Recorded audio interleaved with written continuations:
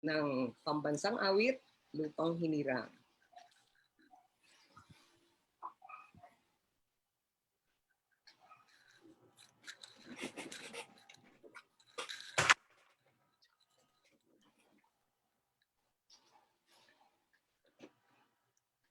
Okay na po tayo?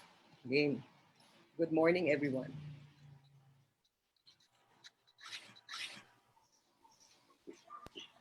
O bayan ko, kailan ka mamumulat?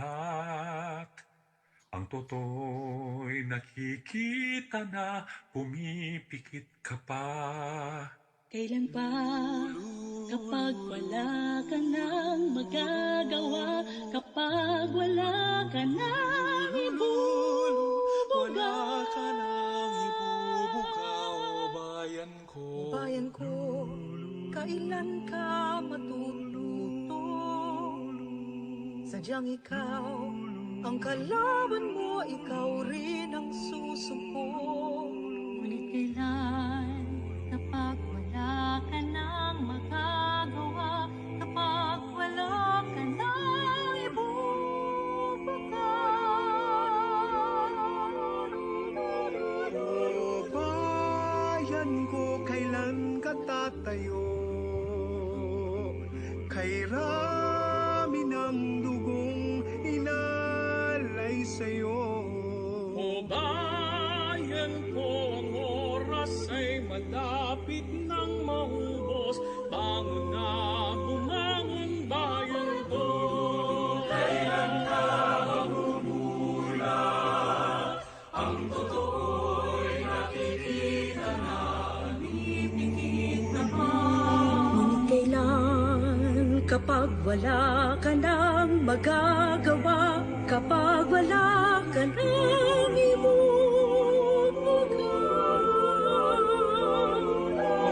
O bayan ko, kailan ka tatayo? Kay rami ng tugong inalay sa'yo. O bayan ko, ang oras ay malapit nang maubos. Bangon na, bumangon bayan ko. O bayan ko, kung magkasama-sama, tinig na sabay-sabay, susunod ka, sugod na. Ladies and gentlemen, please rise for the Philippine National Anthem.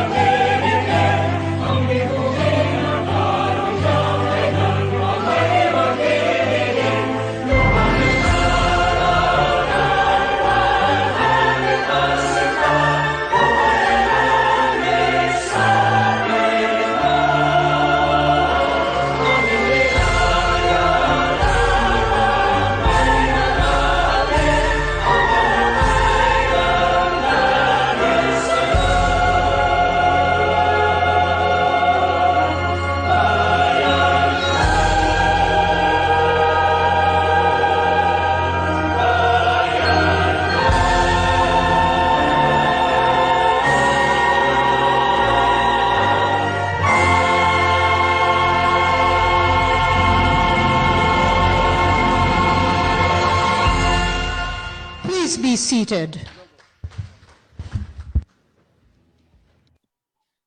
O bayan ko, kailan ka mamumula?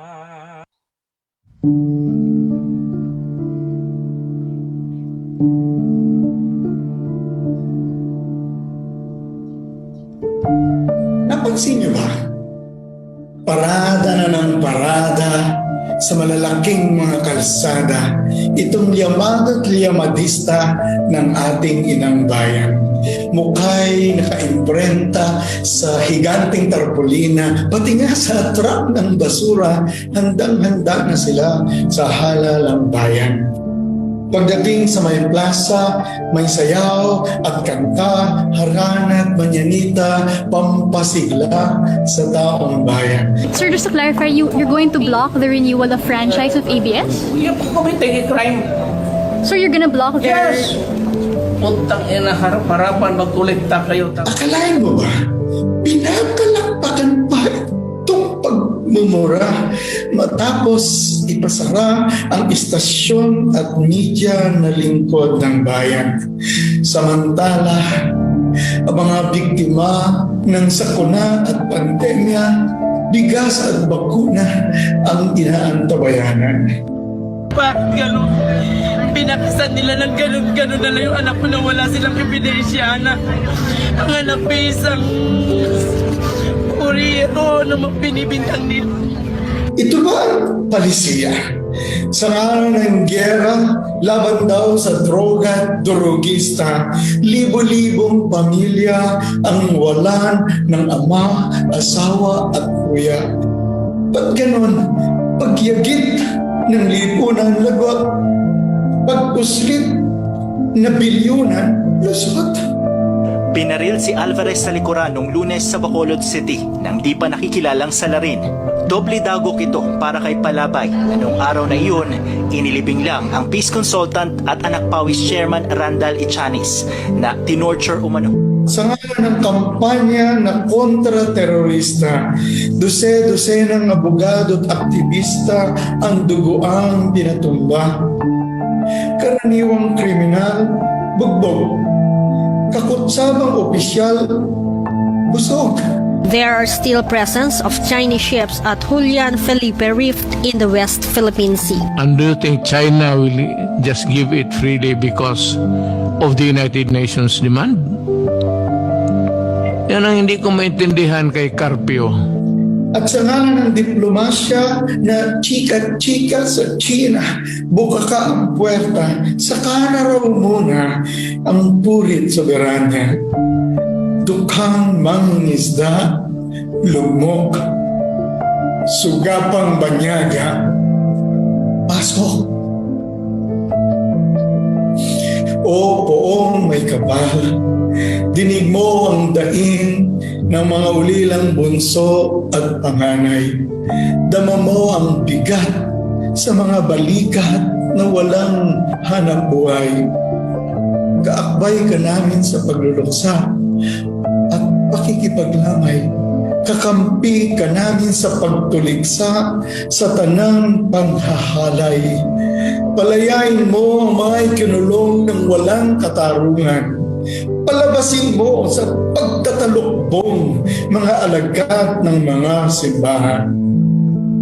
Padalhan mo naman kami ng mga pinunong matino at marangal. Yun pong hindi bastos o garapal at huwag na huwag pong kriminal. Pinunong may puso na kayang yumuko sa nasalaylayan. Walang lansa ng dugo ang kanilang pangalan at angkan. Pinunong uusig sa mga gahaman na kawatan, pinunong didilig sa binhing katapangan ng bagangit baylan.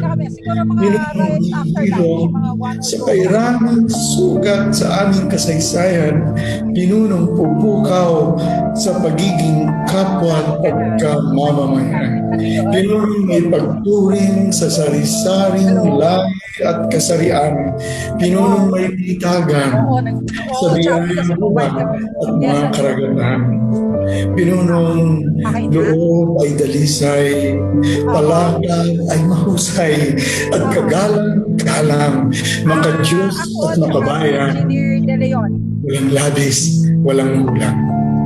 Ngayon, hayaan ninyo akong panatay na bigkas.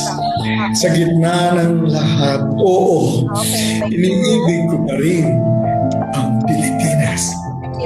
buwan ng magiting, alab ng puso, silanganing perlas, lupang pangako, bayan ng ninuno, krusipiro sa kwintas.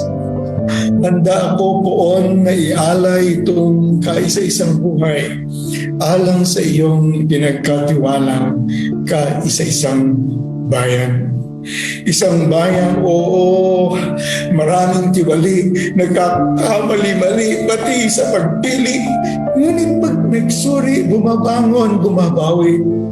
Isang bayan, oo, kung minsan parang walang pakialam. Pagkat si muray kumakalam, subalit ang dami-dami nilang alam. Isang bayan, oo, sa ibabaw ng tubig, tila magkakahiwalay.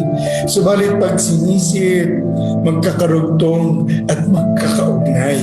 Isang bayan, oo, nagkakagalit at nag-aaway-away. Subalit dahil nga magkakapatid, nagyayakap, nag-aakbay. Isang bayan, oo, pigana ang pag-asa, puno ng pangamba, subalit di pa rin bumibitiw sa pagsampalataya at pagsamba. Isang bayan, oo, dahil sa kagipitan ay napipilitan makipaggitgitan kahit masaktan sa malalayong bayan, subalit sa kaloob-looban, sa katapus-tapusan, inang bayan pa rin ang nais balikan at uwi-uwian. Isang bayan, oo, ang buntong hiningay. Pagtiyagaan, kahit sinong leader dyan, pare-pareho lang mga yan. Ibulsa ang 500. Kahit paano, laman din yan ang tiyan. Subalit sa kaliliman, ang ating inambayay, nangangarap, naghahanap, nag-aapuhap, nangungusap, nakikipusap. Panginoon, palakasin mo kami ngayong malakas ang tuksong manlubaypay. Pasilipin po kahit saglit ng manipis na guhit ng bukang liwayway. Patikimin mo naman po ng kahit ilang subo ng masarap na tagumpay. Isang bayan may tapat na pamumuno at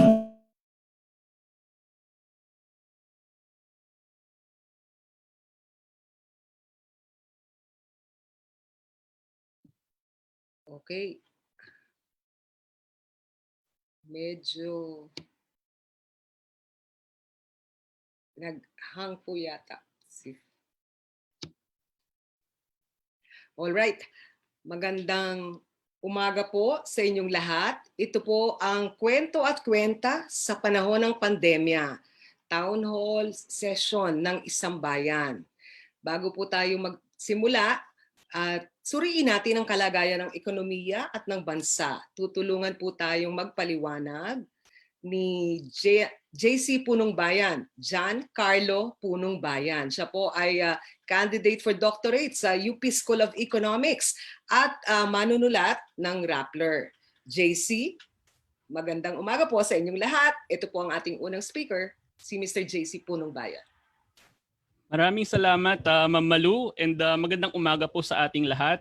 Good morning po especially kay former Ombudswoman Conchita Carpio Morales and kay former COA Commissioner Heidi Mendoza. Maraming salamat po sa imbitasyon at sa pagkakataon para i-share sa inyo yung pong lagay ng ating ekonomiya sa panahon ng pandemya.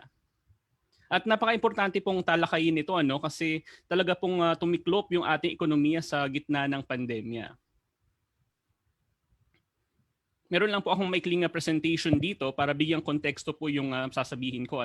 So unang-una po ay nasa gitna tayo ng pinakamalalang krisis pang ekonomiya ng Pilipinas simula noong World War II. Yung pong kabuuang output ng ating bansa na sinusukat din po ng GDP o Gross Domestic Product, ito po ay lumiit ng 9.6% noong 2020. Ito po yung pinakamalalang contraction o pagliit ng ating ekonomiya simula noong World War II. Lagpas pa po ito dun sa krisis pang ekonomiya na naranasan natin noong Marcos regime.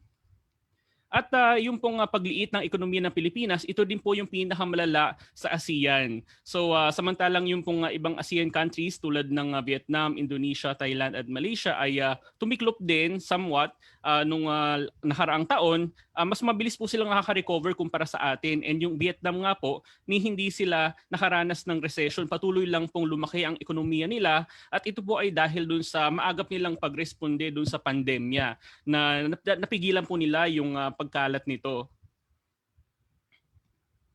At lumalabas din po na magtatagal yata ang epekto ng pandemya sa ating ekonomiya. Sinasabi po na kahit na next year po tayo po yung ekonomiya sa ASEAN na magde-deviate ng pinakamalaki doon sa ating trajectory kumpara sa ating mga kapitbahay.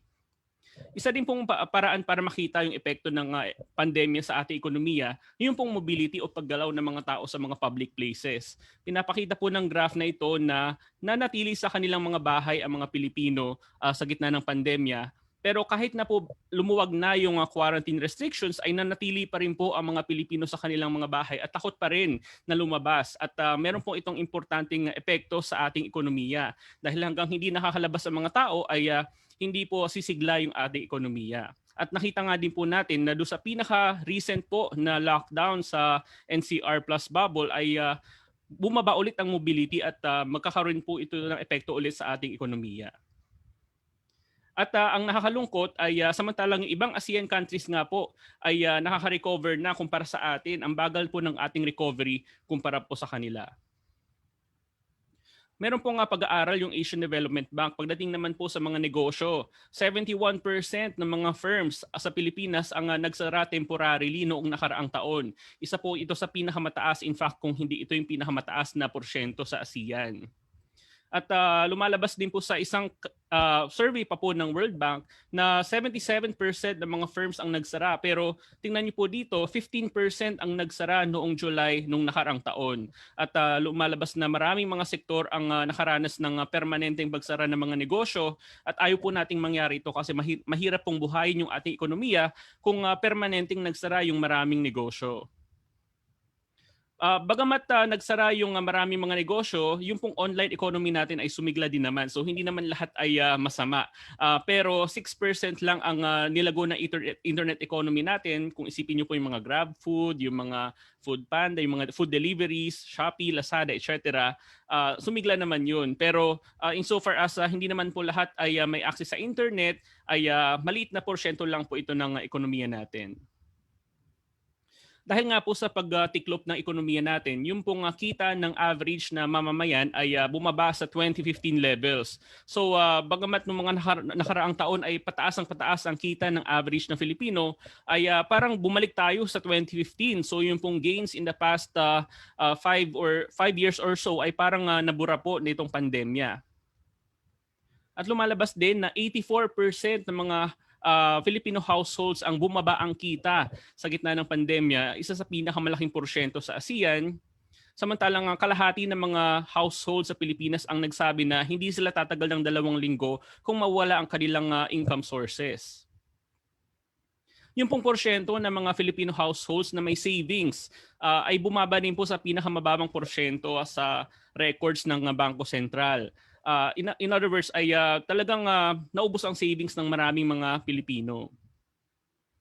Yun din pong unemployment rate o yung porsyento ng mga Pilipino na walang trabaho ay pumalo sa pinakamataas na level nung nakaraang taon. Bagamat bumaba na siya nung mga nakalipas na buwan ay tumigil na itong bumaba and in fact itong 2021 ay dumadami ang bilang ng mga unemployed. Nasa lagpas 4 million na mga Filipinos.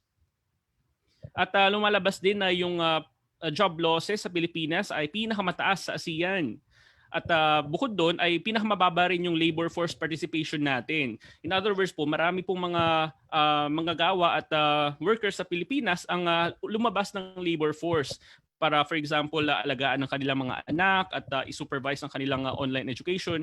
Pero mahirap pong bumangon ng ating ekonomiya kung marami pong wala sa labor force natin. Yung pong joblessness na sinusukat din ng SWS ay pumalo din sa historic high. So sinusuportahan po nito yung official statistics ng gobyerno. At ito na nga po yung labor force participation na bumaba sa mga nakalipas na taon pero talagang lumagapak sa gitna ng pandemya. So para po mabuhay yung ekonomiya natin ulit, kailangan na bumalik ang sigla ng labor force natin. Meron pong mga sektor kung saan hindi po ganun kasama yung lagay ng ekonomiya. So for example, yung mga sektor na merong internet access and merong malakas na presence sa internet, for example, ICT and financial services, medyo nakabangon na po sila. Pero yung pong for example, yung mga nasa restaurant, yung mga nasa arts and other related industries ay kung saan marami po yung mga face-to-face interactions na maaring magpalaganap ng sakit, ay malayo pa po sila doon sa pre-pandemic level. So kailangan po talaga nila ng ayuda. Meron din pong gender aspect ito na nasaktan ang mga kababaihan kaysa sa mga kalalakihan sa gitna ng pandemya. At sinasalamin nito yung role ng maraming kababaihan sa mga households para alagaan yung kanilang mga anak. And nakikita natin ito sa datos. Pagdating naman po sa OFWs, lagpas kalahating milyon po ang na-repatriate na as of April this year. At importante ito kasi yung remittances na pinapadala nila ay talagang nasa historically low levels na po. Ibig sabihin huminto yung pagpapadala ng remittances ng maraming OFWs at meron po itong implication doon sa spending ng ating ekonomiya kasi karamihan po ng ating ekonomiya ay dahil sa spending o paggastos ng mga pribadong individual at households. So kapag hindi pa po ito bumalik sa normal na level tulad ng mga nakalipas na mga taon ay mahirapan din po ang ating ekonomiya na makabangon. Pagdating naman po sa gutom, hunger, pumalo po ito sa pinakamataas na level sa datos ng social weather stations. At in fact, doon po sa FNRI, meron silang recent survey na lumalabas na 6 sa 10 mga Filipino households ang nakaranas ng gutom by end of 2020. So maliit pa pala itong porsyento na naitala ng SWS. At evident naman po ito dun sa napakahabang mga pila doon sa mga community pantries at kaya hindi kagulat-gulat na ganito kalaki yung hunger rate ng Pilipinas natin sa gitna ng pandemya. Yung pong kahirapan ay nasa bandang 48%, although I would argue na siguro mas mataas po ito, hindi lang nakikita sa mga datos so far. Sinabi na nga po ng Philippine Institute for Development Studies na maaring 5.5 million na mga Pilipino ang maaring maghirap kung hindi sila makatanggap ng sapat na ayuda mula sa gobyerno. Meron din po tinatawag ng K-shaped recovery. Ang ibig sabihin lang po nito na sa paglipas po ng mga buwan, na susunod na buwan, ay maaring mas mabilis makarecover yung mga mayaman kaysa sa mahihirap. So evident po ito for example dun sa online learning kung saan yung mga mahirap na estudyante ay wala masyadong access sa internet o di kaya naman sa mga gadgets na kailangan nila. Yung pong kumpiyansa sa ekonomiya ay pumalo din po sa pinakamababang level. For example, doon sa mga nagsabi na ang kanilang buhay ay lumala sa nakalipas na taon, pumalo po ito sa historic high. And then yung optimism po sa ekonomiya, bumagsak din po last year although nakakabangon na. And then yung pong expected change sa ekonomiya, yung mga optimist ay medyo marami na rin ngayon pero natalo po sila ng pessimist nung nakaraang taon. Lumalabas din sa datos na yung consumer confidence, yung confidence ng mga tao na gumastos ay pumalo din po sa pinakamababang level simula nung nag-kolekta ng datos ang Bangko Sentral. So yun nga po So ang daming nawalan ng trabaho, bumaba ang kita ng mga Pilipino at the same time, yung pong presyo ng mga bilihin ay pumapalo din po recently. Dito sa graph na ito nakikita natin na nasa lagpas 4% na ulit ang inflation rate na sinusukat yung pagtaas ng presyo ng mga bilihin. Ang target po ng gobyerno dapat hindi ito lalagpas ng 4% pero nasa lagpas po tayo noon. Tulad nung nangyari noong 2018 kung saan na pumalo ang presyo ng bigas pero ngayon po ang driver ng inflation ay pagkain din po pero actually ito ay dahil sa meat, sa baboy and sa vegetables. Although nagbataw na po ang gobyerno ng mas mababang taripa sa baboy ay hindi pa po ramdam yung epekto nun sa pagbaba ng presyo ng mga bilihin. So ayun po so talagang yung economic misery, yung kahirapan ay talagang nasa all-time high. So ang gusto ko pong sabihin dito ay sa gitna ng matinding kahirapan, dapat hindi magtipid ang gobyerno. Napaka-importante ng role ng gobyerno para maisalba yung ating ekonomiya. Pero ang problema po ay masyado po silang nagtitipid.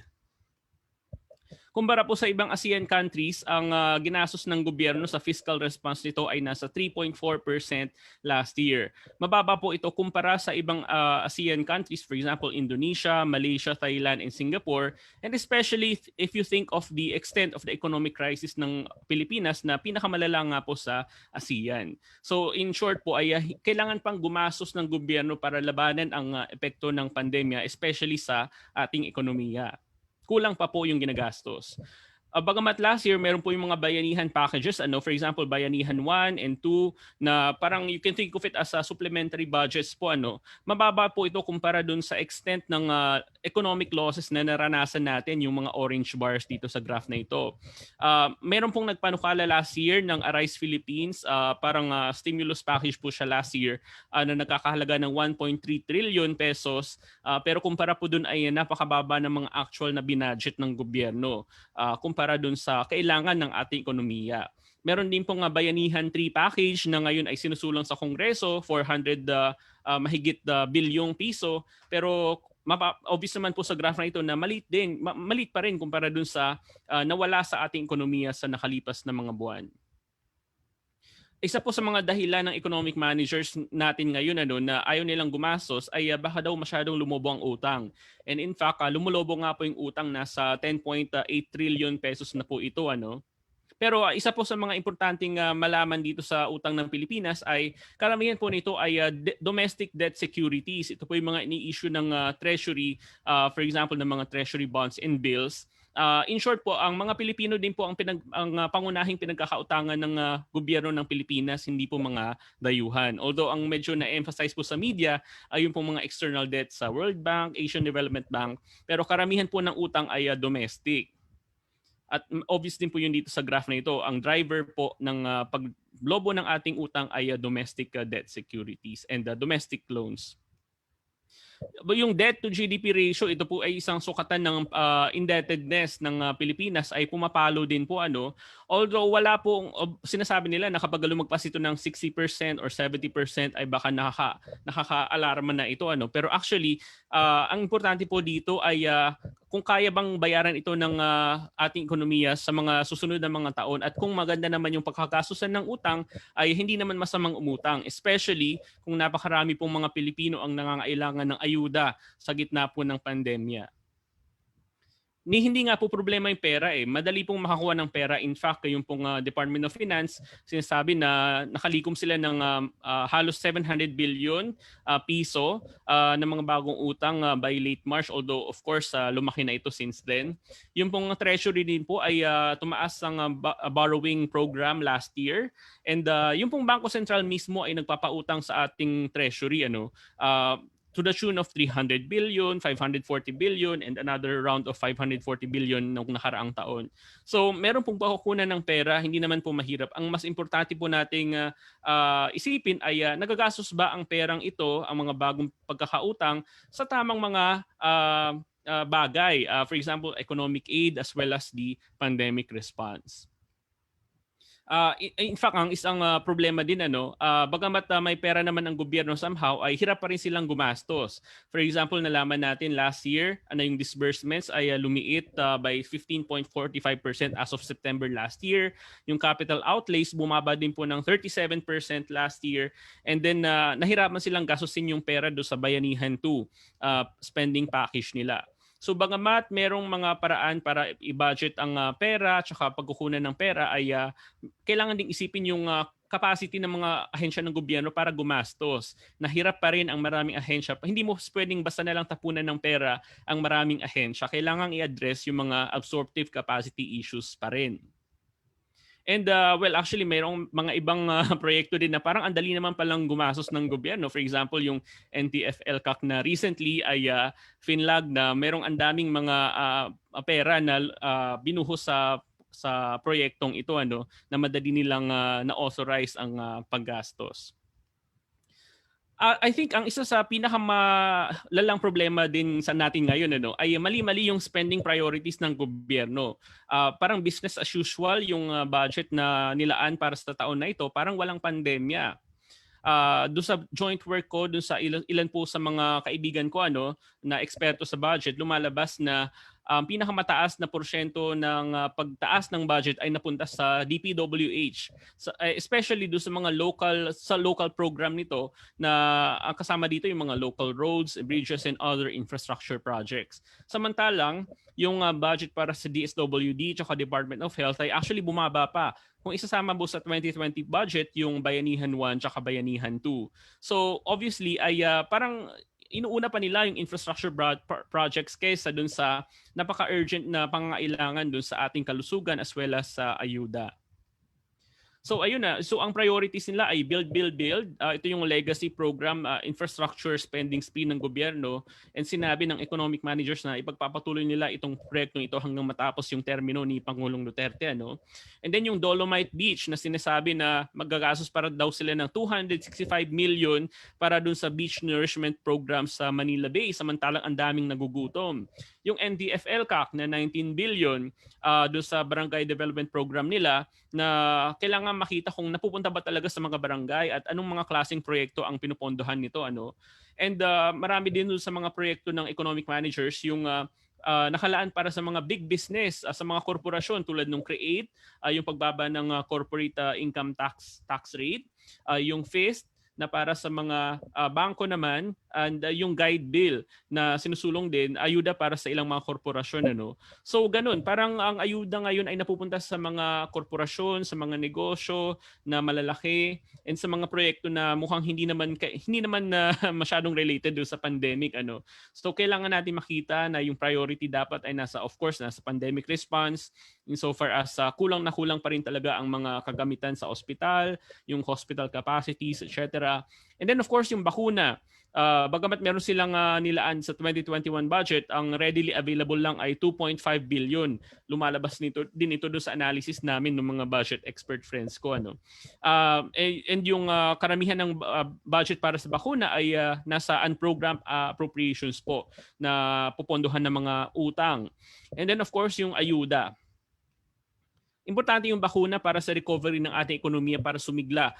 At yung kumpiyansa ng mga tao ay bumalik. Pero may mga estimates na at the current rate ay baka 2023 pa daw matapos ang vaccination ng ating bansa. At least enough to achieve herd immunity.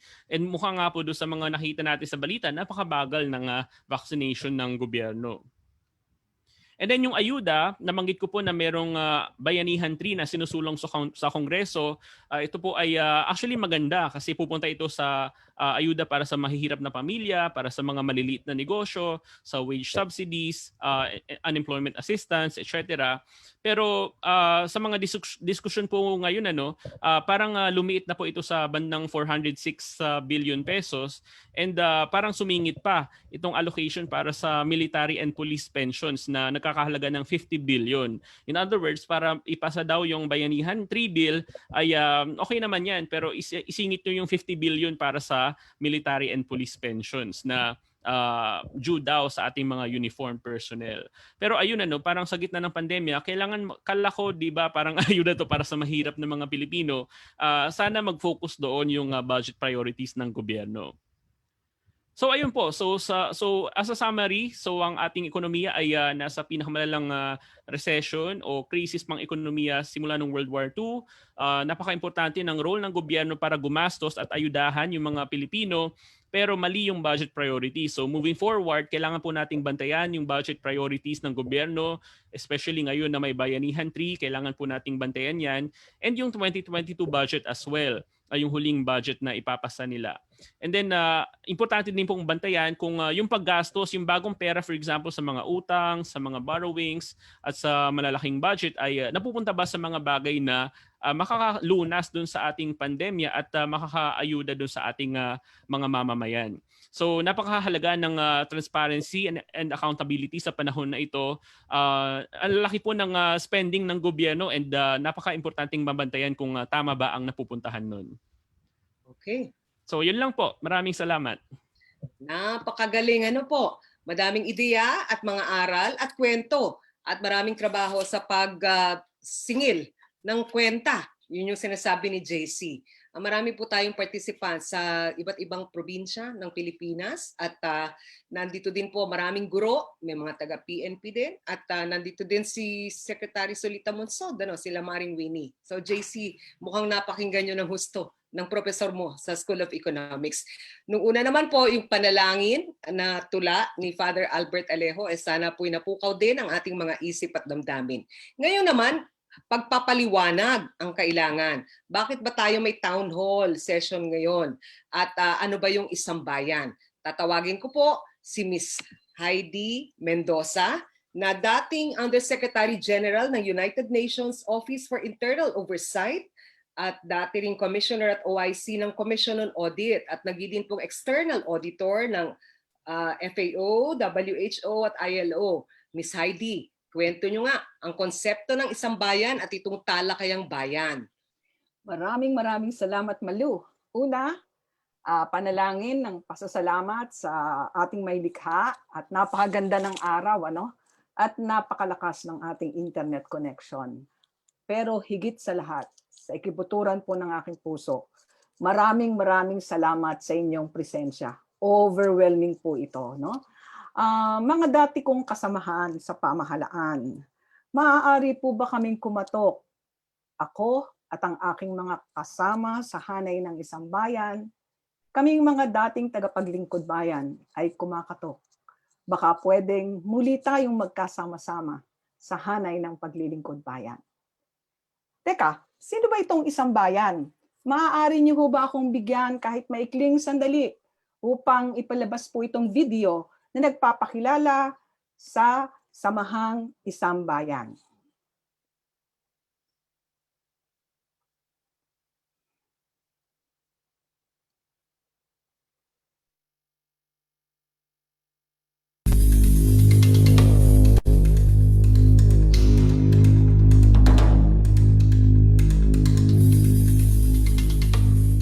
This group represents the democratic forces in the entire country. Pangalan ng grupo ay Isang Bayan at sa ilalim nito ay yung tapat na pamumuno at maginhawang pamumuhay.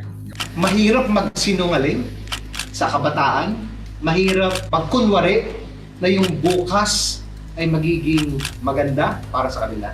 And that's exactly why this group was formed. Everybody we invited joined us from the left to the right. You have the Bayan Muna, you have Magdalo and labor groups, you have the poor, you have religious groups, the established traditional parties, all of them. They said, yes, it's time that we join forces. A government that's dedicated, that's faithful to the Constitution. Hanapin yung mga taong pwedeng magpakita ng tapat na pamumuno. We have decided to come together to choose who are the best candidates for president, vice president, and for senators in the 2022 presidential elections. The purpose is that we should have the best candidates who will institute good governance in the country. It's a matter of an educational campaign. Everybody in society, whatever class you belong, you must understand that without good governance, we will never progress. Government funds will always be squandered. People must think. You have to look at the track record, the integrity, the character of the people you want to elect. Tao sa puso, hindi lang yung labas sa ilong. Ang daming pinapangako, wala namang maibuga. This government is really incompetent. They've been tested and everybody is saying, kulelat sila. So we have to offer a better alternative to our people because we don't want the same thing to happen again, to continue in the next 6 years. Sino nga ba yung alternatibo? Di ba? Unang-una, tumututol sa patayan. Isang sukatan yan. Ang leader, yung maaaring tumayo, will stand tall despite power around you. If you have a president who says, I will jet ski to Scarborough, and then when he becomes president, he gives away Scarborough to the enemy, what will happen to us. Kung gagalaw ba ang International Criminal Court, susuporta ba siya? Papatuloyin ba niya ang mga investigador? Yung traffic, ano ba ang tingin niya dyan? Ang Mindanao, ang tingin niya sa mga kababaihan? Ang tingin niya sa moralidad, sa kultura? Paano ba siya gumamit ng salita? Puro ba mura? Puro ba pambabastos? Sana makahasok tayo ng isang Pilipino na handang maglingkod ng buong buo para sa bayan. Kaya nating buhayin ang ating bansa na hindi tayo nagpapaalila sa ibang nasyon, hindi tayo nagpapatuta sa mga bayan. Gusto lang tayo pagsamantala. Sana matuto tayo kung gaano katapat sa atin ang Diyos, maging tapat din tayo sa bayan na kanyang minamahal. This is a matter of national survival for us because we have to bring back good governance, respect for human rights, integrity and honesty in government.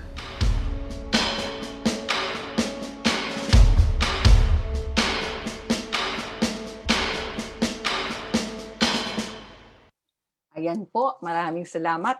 Malu at mga kasamahan natin dito sa ating webinar, pwede ko bang ipagpatuloy ang aming mainit na pagbati kasama ng buong isang bayan? Hello! Good morning sa ating mga kabeshi, kaberks, sa mga bagets. Ayoko pong sabihin forgets dahil minsan ka lang maglingkod sa pamahalaan. Marami kang hindi malilimutan. Hinding-hindi mo malilimutan ang iyong dating kasamahan sa hanay at ang inyong tunay na pinagsamahan. So, good morning sa mga kasamahan natin sa national government agencies. Palakpak po tayo. Sa lahat ng galing sa hanay ng mga local government, mula po sa maliit na barangay hanggang sa munisipyo, syudad, probinsya, at pati na rin po sa mga korporasyon. Ngayon, wag po nating iwanan ang ating pong mga kasamahan sa private sector, ang ating pong ordinaryong mamamayan, ang ating pong mga kasamahan sa media, at lalong higit, kasama nating nagdadasal sa pagbubuo nitong ating usapan, ang mga kasama natin sa pananampalataya, sa simbahan at sa iba't iba pong sektor ng belief, no? For the meantime po, pagbigyan niyo po ako na batiin din ang mga nagdiriwang ng anibersaryo ng kasal, anibersaryo ng pagtatrabaho sa gobyerno, lalong higit anibersaryo ng Commission on Audit at anibersaryo ng Office of the Ombudsman. Hindi ho ako sa kanila, hindi ho ako na sumisentro para bang namimili. Binabanggit ko po sila, hina-highlight, dahil kami po dito sa isang bayan ay naniniwala at nagpapahalaga sa mga tinatawag nating integridad ng civil service at integridad ng mga proseso. At dahil alam natin mga kasamahan, dating kasamahan, na ang lahat ng administrasyon natatapos pero naiiwan ang mga civil servants. So mahalaga po yan sa isang bayan. At dahil dito, samahan niyo po kami sa isang bayan, mga dati niyong kasamahan, sa paglilingkod bayan, na tingnan. Napakita na po ni JC, at salamat ng marami kay JC, ang ekonomiya at ang pandemya. Ngayon, gusto ko po sanang hamunin kayo at isali sa pagtingin. Ano-ano ba itong mga naging tinatawag nating hamon o suliranin sa pananagutan ngayong panahon ng pandemya? Teka, pagbigyan niyo po akong ipaliwanag ang konsepto nitong Talakayang Bayan. And, susurprise ko po kayo, marami pa po tayong series ng talakayan. Bukod po yung sa West Philippine Sea, bukod po yung environment, at parating na po ang tungkol sa kalusugan. Okay? Now, ang ating pong tema ngayong araw, kwento at kwenta sa panahon ng pandemya. Kaya tingnan niyo naman ang aking face. Mukha akong Lola Basyang nakahandang magkwento. O, di ho ba?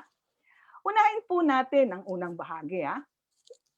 Madalas, mga kasamahan dati, nababasa ko sa FB, proud to have given 35 or 40 years of my life. Tama naman ho. You have the right to be proud. Ang haba nun. At ibig sabihin, ilang presidente, ilang administrasyon ang inyong pinagdaanan. Subalit, mga dating kahanay, hindi ho ba?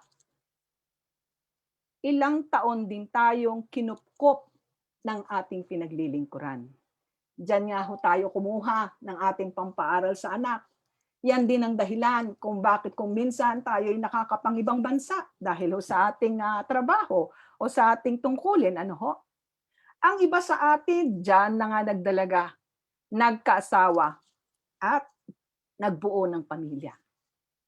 Para sa nakararami, aminin natin, mas marami tayong oras na ginugol sa ating opisina, sa ating pangalawang pamilya. Okay? So, kung minsan, para tayong isang pamilya, minsan mayroong tampuhan, minsan naman ay sama-samang nagdidiwang. Ngayong umaga, hayaan niyo kami, kasama ang isang bayan, na humanap ng daan tungo sa loob ng tagapaglingkod bayan na magdudugtong sa pusod ng ating mga tunay na pinaglilingkuran, ang mga taong bayan. Napapaloob tayo sa krisis ng pandemya, pero patuloy ang paghahatid ng serbisyo. Andyan ang ating kasamahang mga pulis, mga sundalo. Andyan ang ating mga kasamahang doktor at nurses sa mga public hospitals. Nandyan ang ating mga guro at maging ang mga volunteers na nga lang sa barangay. Patuloy ang paghahatid ng serbisyo. Sumasaludo po kami kasama ang isang bayan sa lahat ng ordinaryong nanglilingkod sa hanay ng mga frontliners, ng kawal at kapulisan, mga barangay workers na patuloy na nagtataya ng sarili upang makapag-ambag sa pagbubuo ng kinabukasan, hindi ng ating lamang sariling mga anak, kung hindi para sa buong bansa. Mahalagang pag-usapan ang inyong mga hinaharap na hamon at suliranin, hindi lamang sa inyong paglilingkod, lalo't higit sa mga hamon ng pagpapatupad ng pananagutan. Lagi nating sinasabi, a public office is a public trust. Pero alam din natin sa kasamahan natin na sa kadalasan, yung mga maliliit na tagapaglingkod bayan ang siyang naiipit sa kasalanan at katiwalian ng iilang malalaking opisyal. Ngayon po, ang pagkakataon na ating pag-usapan ang mga hamon at suliranin ninyong hinaharap. Mapalad po tayo ngayon sapagkat kasama natin ang mga dalubhasa sa ganitong talakayan. Marami pong nagtatanong work at home, hindi makapunta sa opisina. Paano daw pipirma? Electronic signature. Yung iba hindi comfortable, baka ma-disallow ng COA. So andyan po si Attorney Oliver Reyes, isang mahusay at batikan na abogado na sasamahan tayo. Andyan din po ang minamahal ng lahat, walang kakupas-kupas sa ganda at sa tapang at sa halina. Ang dating ombudswoman, minamahal nating lahat, Justice Conchita Carpio Morales. At gusto ko pong ngayon pa lang ay magpasalamat na. Alam mo, mapalad tayo hindi lang dahil sa ating speakers. Mapalad na mapalad tayo dahil pumayag si Malu na mag-moderate nito.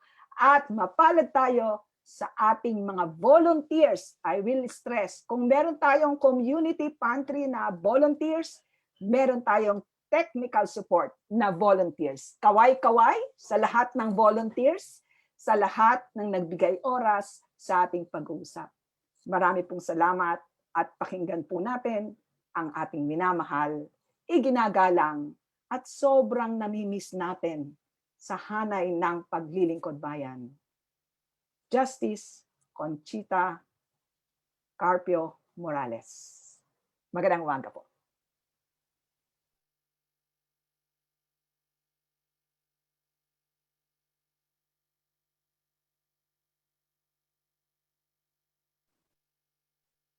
Ay di, natutunaw na ako sa pinagsasabi mo tungkol sa akin. I'm open to demonstration of regards, but kung sobra naman, yun nga natutunaw ako. Anyway, good morning to everybody. I'm pleased to see you all, to bond with you. Naimbag nga bigat yung amin nga kakabsat ko nga taga Ilocos, ken padpadat na Filipino. Sapay kumata, naragta kayo, nasaludat kayo, pag-usapan tayo, ti problema tayo nga babaen, ti kinaado nga sikot-sikot, ti panang iturturong kada tayo ni Apo, Presidente, kandagiti kaalyado niya, tapno pagsasaritaan tayo, tapno masolbar tayo, dagito yung problema, narigat no may salaang ti agput-puti, may mayat nga adumat laang agtutimpuyog tayo, nag-solve ti problema tayo.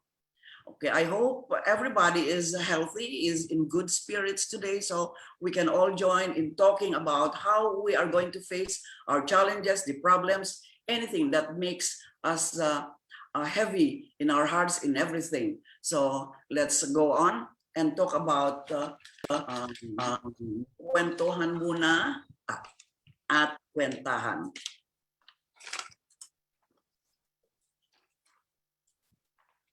We are talking about one country, two realities. Iyan ang reality talaga.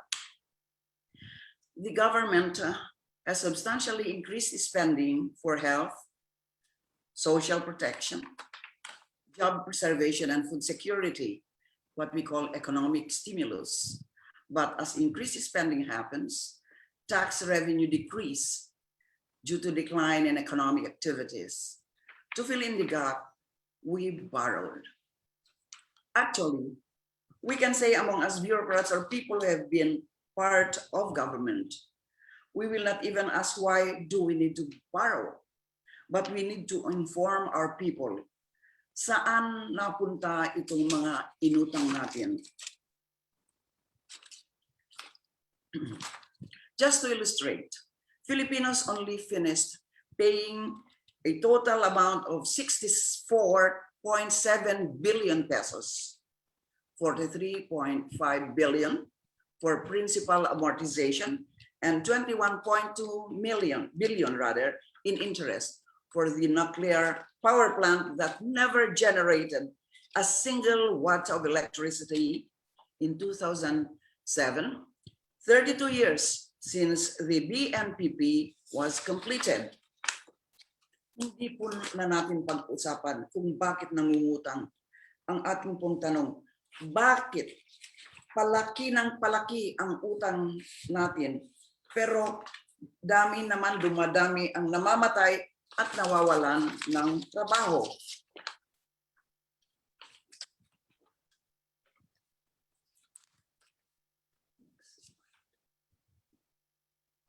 You are in a situation where there are dwindling resources due to reduced economic activity, but increased public spending to build up aggregate demand.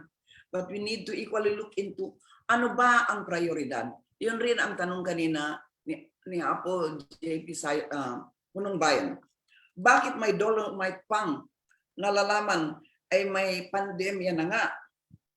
Ayan, tuloy bang inanod ng alon ang malaking halagang pwede na sanang ipagpagawa ng mga centers para sa testing at quarantine?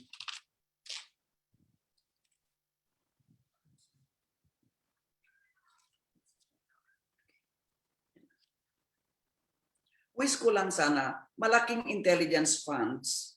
So may intelligent spending rin. Intelligence sa paggamit ng perang hiniram at intelligent handling ng pandemic response.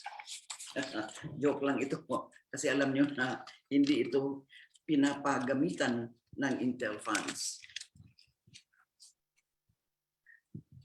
Tingnan po natin ang Confidential and Intelligence Fund of the Office of the President.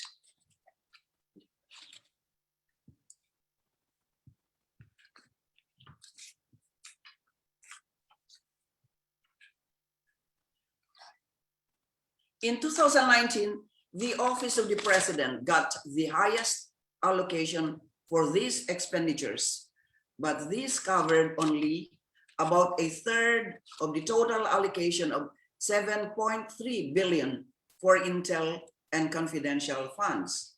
The funds for cops and soldiers combined still surpassed the President's confidential and Intel funds at the time. The specific use of confidential and intelligence funds are not disclosed to the public, as they are supposed to be spent for matters relating to national security and peace and order. But by their nature, they are difficult to audit.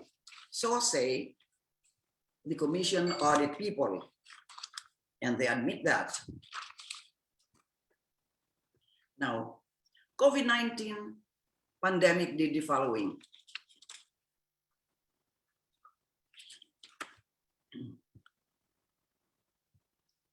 Di ba yung procurement natin hindi naman perfect?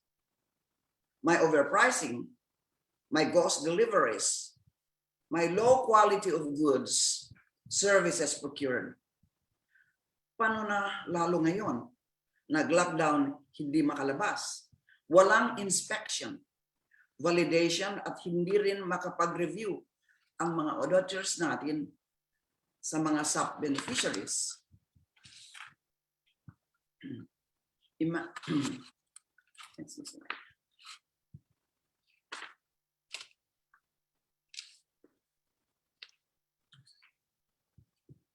This slide. Next slide.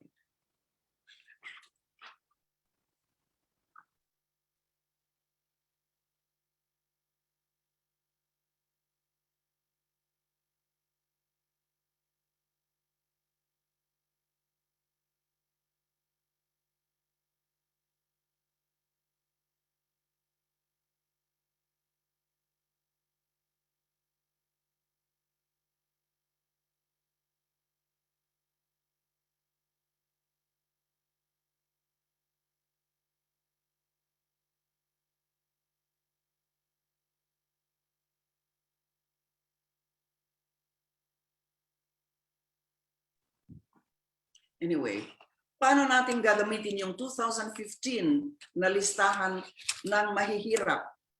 Mas marami na ngayon, 2020-2021, ang naghirap dahil nga sa COVID. Eh bakit 2015 pa lista ang ginagamit natin?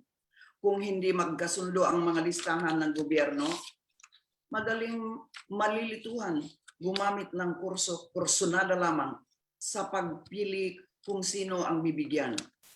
Sabi nga ng mga bagets, sana all.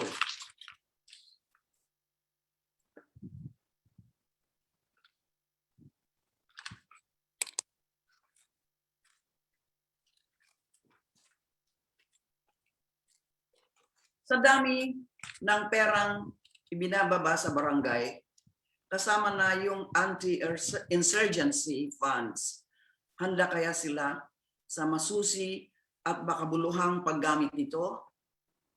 Padami ng padami at pataas ng pataas ang mga inaasahan sa mga naglilingkod sa barangay, karamihan ng volunteer lamang. Meron ba silang benepisyo? Paano kung sila naman ang tamaan ng COVID? Next slide. We solve and Citizens Budget Tracker studied the pandemic-related procurement activities of the government from the start of the pandemic until August 3, 2020. The purpose of this study is to identify, quantify, and mitigate risks to emergency procurement in the Philippines and recommend solutions to balance timeliness and control more effectively for future emergency response programs. They use the publicly available documents from GPPB, consisting of purchase orders, notices of award, and annual procurement plans, as well as publicly available market price data. Due to a number of limitations, however, such as the incompleteness of publicly available data on said procurement activities, the result of the study are not conclusive and require so much information. Nevertheless, the findings presented opens an opportunity for a closer look into the procurement system in the Philippine government and the changes that might be adopted for its improvement. As a background, the study presented the following data on the Philippines' COVID-related budget.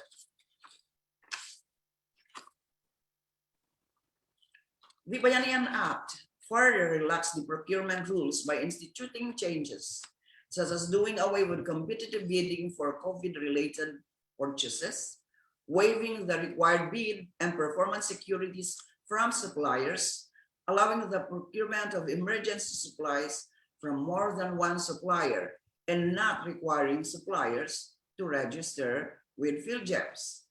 These changes, which considerably required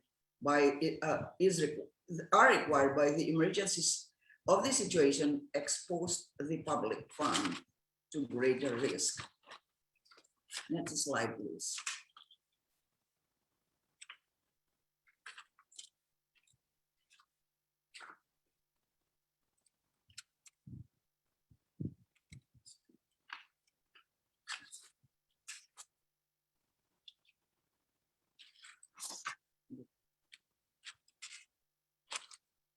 Are procurement documents available and complete?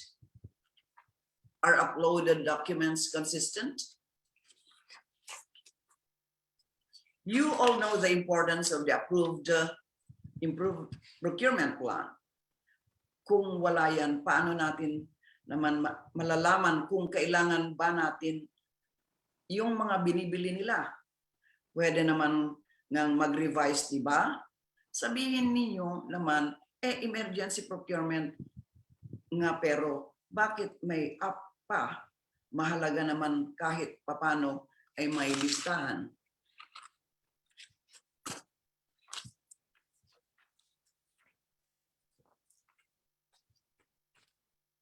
Dahil mano-mano tayo, mahirap magpirma lalo na kung naka-work ka sa bahay.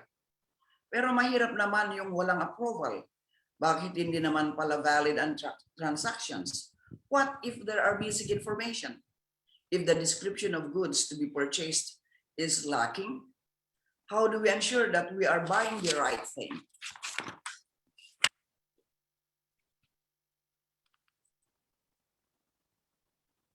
Ang slide na ito ay self-explanatory. Ang risk indicators are unclear data or signatures in documents, missing basic information, lacking goods description or specifications, inconsistent amounts among documents, missing documents or broken links, risks, transactions that may indicate contracts to circumvent internal controls. Next slide, please.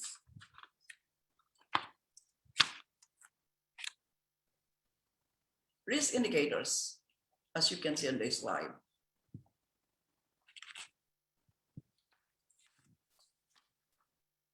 What did the government buy under the first Bayanihan Act?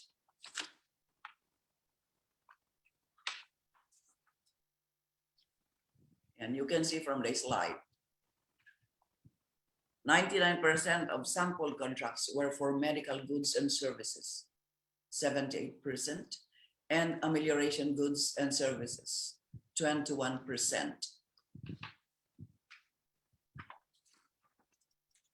Top 5 categories of purchases. PPE, nakita nyo naman sa slide. Ang amount na binili for PPE, testing kits, rice, laboratory, medical and surgical devices, equipment, tools, and supplies. These account for 96% of the total number of contracts and 48% of the number of items.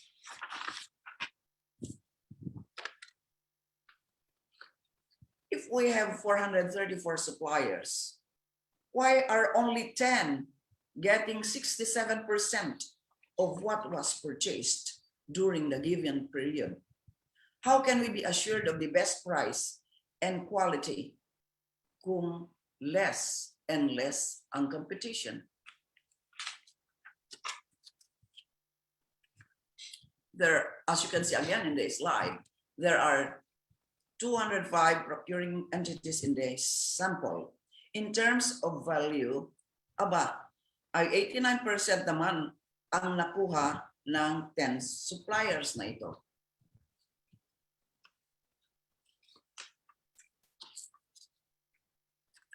How long did the typical coronavirus-related procurement take under the Bayanihan Act?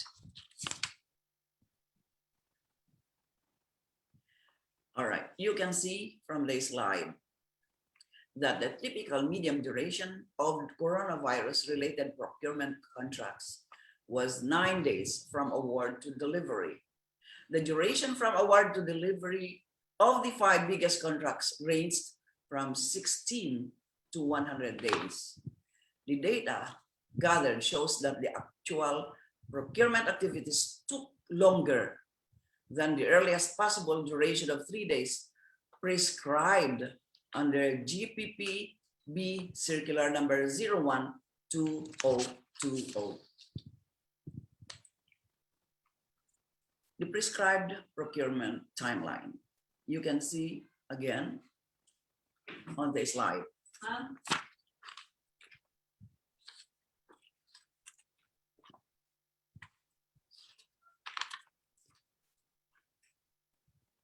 Is the government getting a reasonable price for what it bought? The study compared the prices of the top pandemic-related items: PPE, testing kits, rice laboratory, and hospital supplies and equipment and food across different procuring entities, internal price analysis, and with reputable market sources, external price analysis, and came up with disturbing findings. Please look at this slide.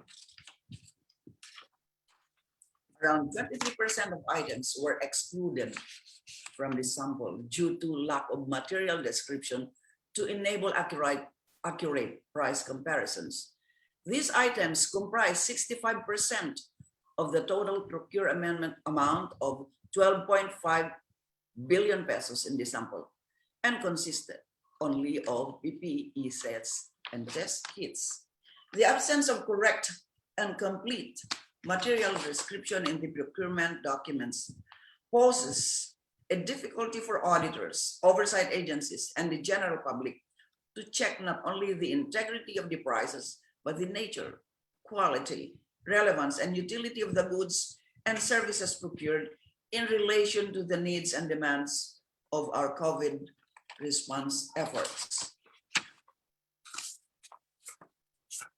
Internal price analytics comparing similar products across PEs.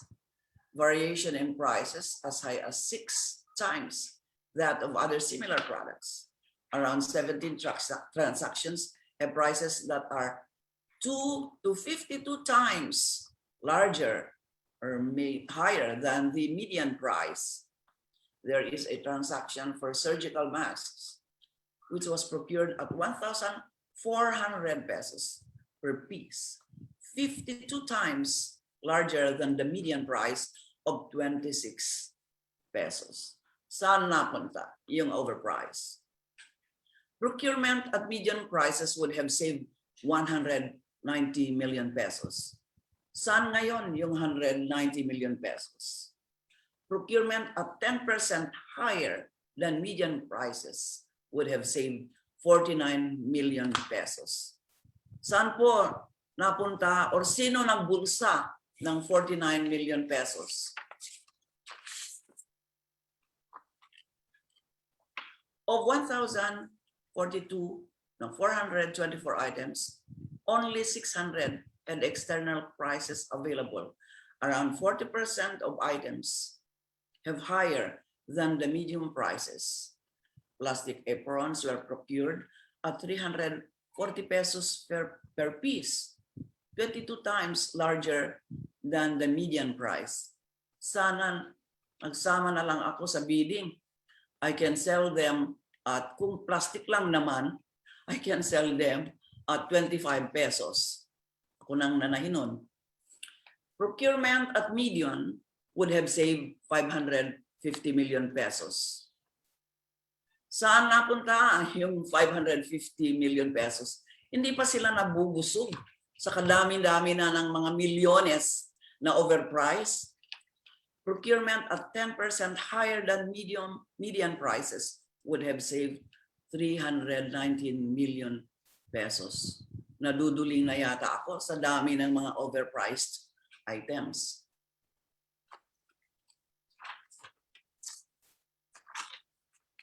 Sasahin ko din yan. Anong pakiko? We are all at risk. You, the one behind you, the one who sleeps beside you, the one you are embracing. This government, while it has done a lot, is not doing enough. It is high time we make a choice. Mag-imbag. Maraming salamat. Bitin ba kayo? Hindi po.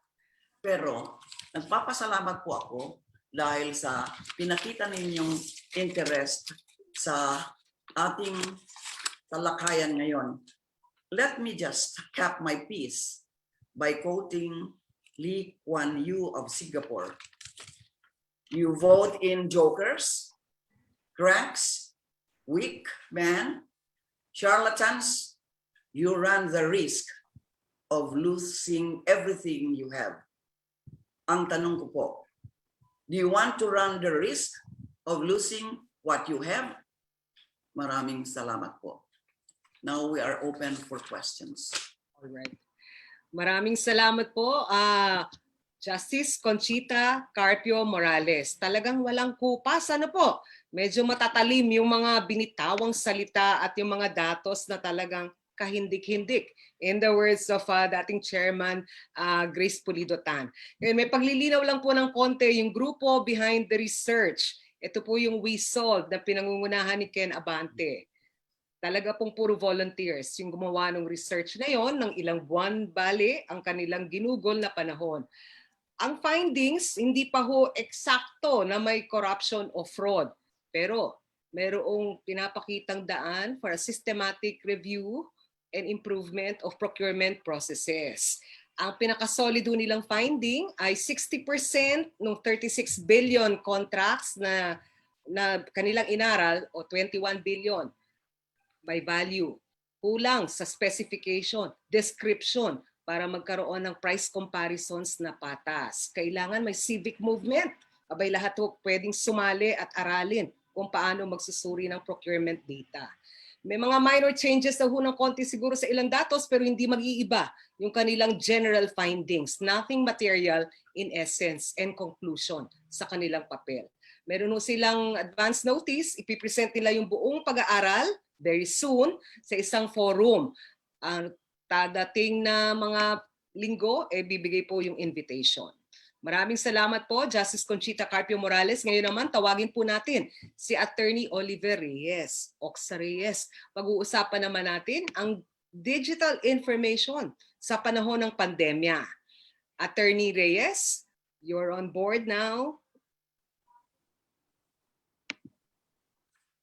Attorney?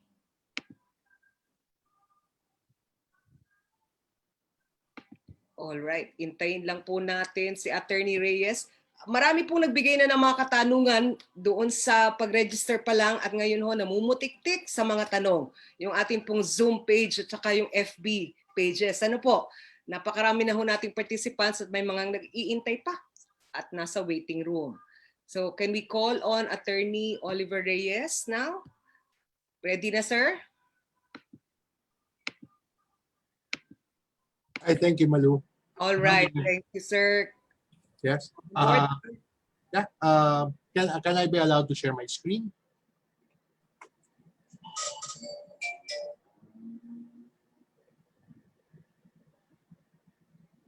Yeah. Good morning. So while I'm waiting for, I'm just waiting for I'd be allowed to share my screen. But good morning, everyone. I hope that everyone is staying safe. And yung topic ko today would be particularly concerning yung mga use of electronic documents and electronic or digital signatures itong panahon ng pandemya. And I think na maraas sina Ma'am Heidi and Justice Morales had mentioned, it's a real problem right now because of the pandemic. Okay, let me just share my screen.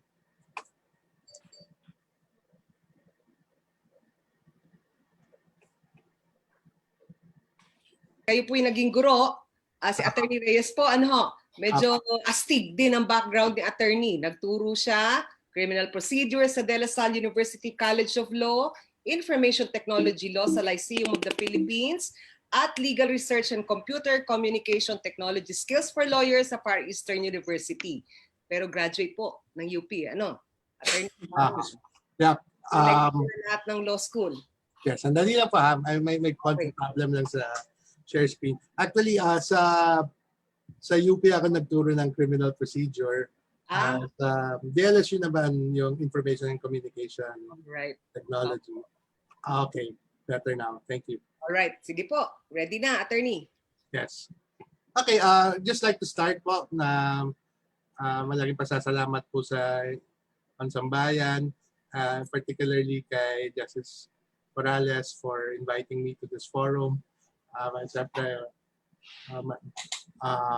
honored to be here and I'm honored to be of help, especially maraming mga questions ngayon, maraming uncertainty or confusion as to exactly yung pwede ba ako pumirma ng mga meron mga DocuSign, mga Adobe, pwede ko pang gamitin yung mga yon para pumirma lalo na pag mga official documents. So I want to be able to, in my talk today, but I'd like to especially cover the following topics. And I'm sure na marami sa inyo yung interesado sa mga tanong na to. Una, itong mga electronic documents, ano ba mga to? At pwede bang itong ipalit sa mga paper documents na nakasanayan natin lahat? Pangalawa, itong mga electronic documents ba, pwede ba silang gamitin sa korte? Pwede ba siyang ipresenta sa korte? And malaking tanong ngayon yan dahil I think many of us find it, especially those mga working from home or those na mahirapang pumasok sa opisina, natatakot tungkol sa mga paggamit mga electronic documents or may kaba dahil kung kailangan ito presenta sa korte later on, pwede ba yan? Pangatlo, itong mga electronic documents, pwede ba silang pirmahan na electronically or using digital signatures? Ano yung epekto kung ikaw ay pipirma ng isang dokumento using a digital signature and electronic signature? Siyempre, marami ring nakasanayan na natin lahat na mas komportable siguro tayo na pumirma na nagamit ng ballpen o pen. Pero yung tanong ngayon, dahil sa pandemya, baka mas mahirap gumamit ng signed copies, na physically signed copies. So, mabuti na rin malaman kung ano exactly yung hangganan na po pwedeng gumamit ng mga electronic or digital signatures. So, yun yung mga topics which I want to cover in this lecture. And of course, I'm free to answer questions, any questions later on. So, doon muna po tayo magsisimula sa natawag na electronic documents. So, yung electronic documents, actually, matagal na silang nire-recognize dito sa Pilipinas. As far back as 2000, the year 2000, when Congress passed yung E-Commerce Act of 2000. Ngayon, bago yung E-Commerce Act of 2000, siyempre matagal na yung Civil Code ng Pilipinas, 1949 pa. So under the Civil Code, may mga provisions doon tungkol sa kontrata, paano kailangan kung nakasulat yung kontrata, kailan kailangan siyang nakasulat, ano yung mga elements ng kontrata. Nung dumating yung internet, nung nagsimula itong mga, even yung mga email communications at lahat, nagkaroon ngayon ng mga tanong. Ano yung legal status ito? Pwede bang i-recognize? Kung kunwari nagkaroon ng kasunduan, mga parties at ang kasunduan na yan ay ginamit ang email para makipagsundo, mag-recognize ba yan under Philippine law? And sa mga commercial transactions, naging mas urgent yung question dahil yung mga international transactions na nagkakaroon ng kasunduan via email, or even yung mga automated transactions, kunwari, yung mga bangko, kung magta-transfer ka ng funds from a foreign bank to a local bank, ang communications yan, computer, electronic lahat yan.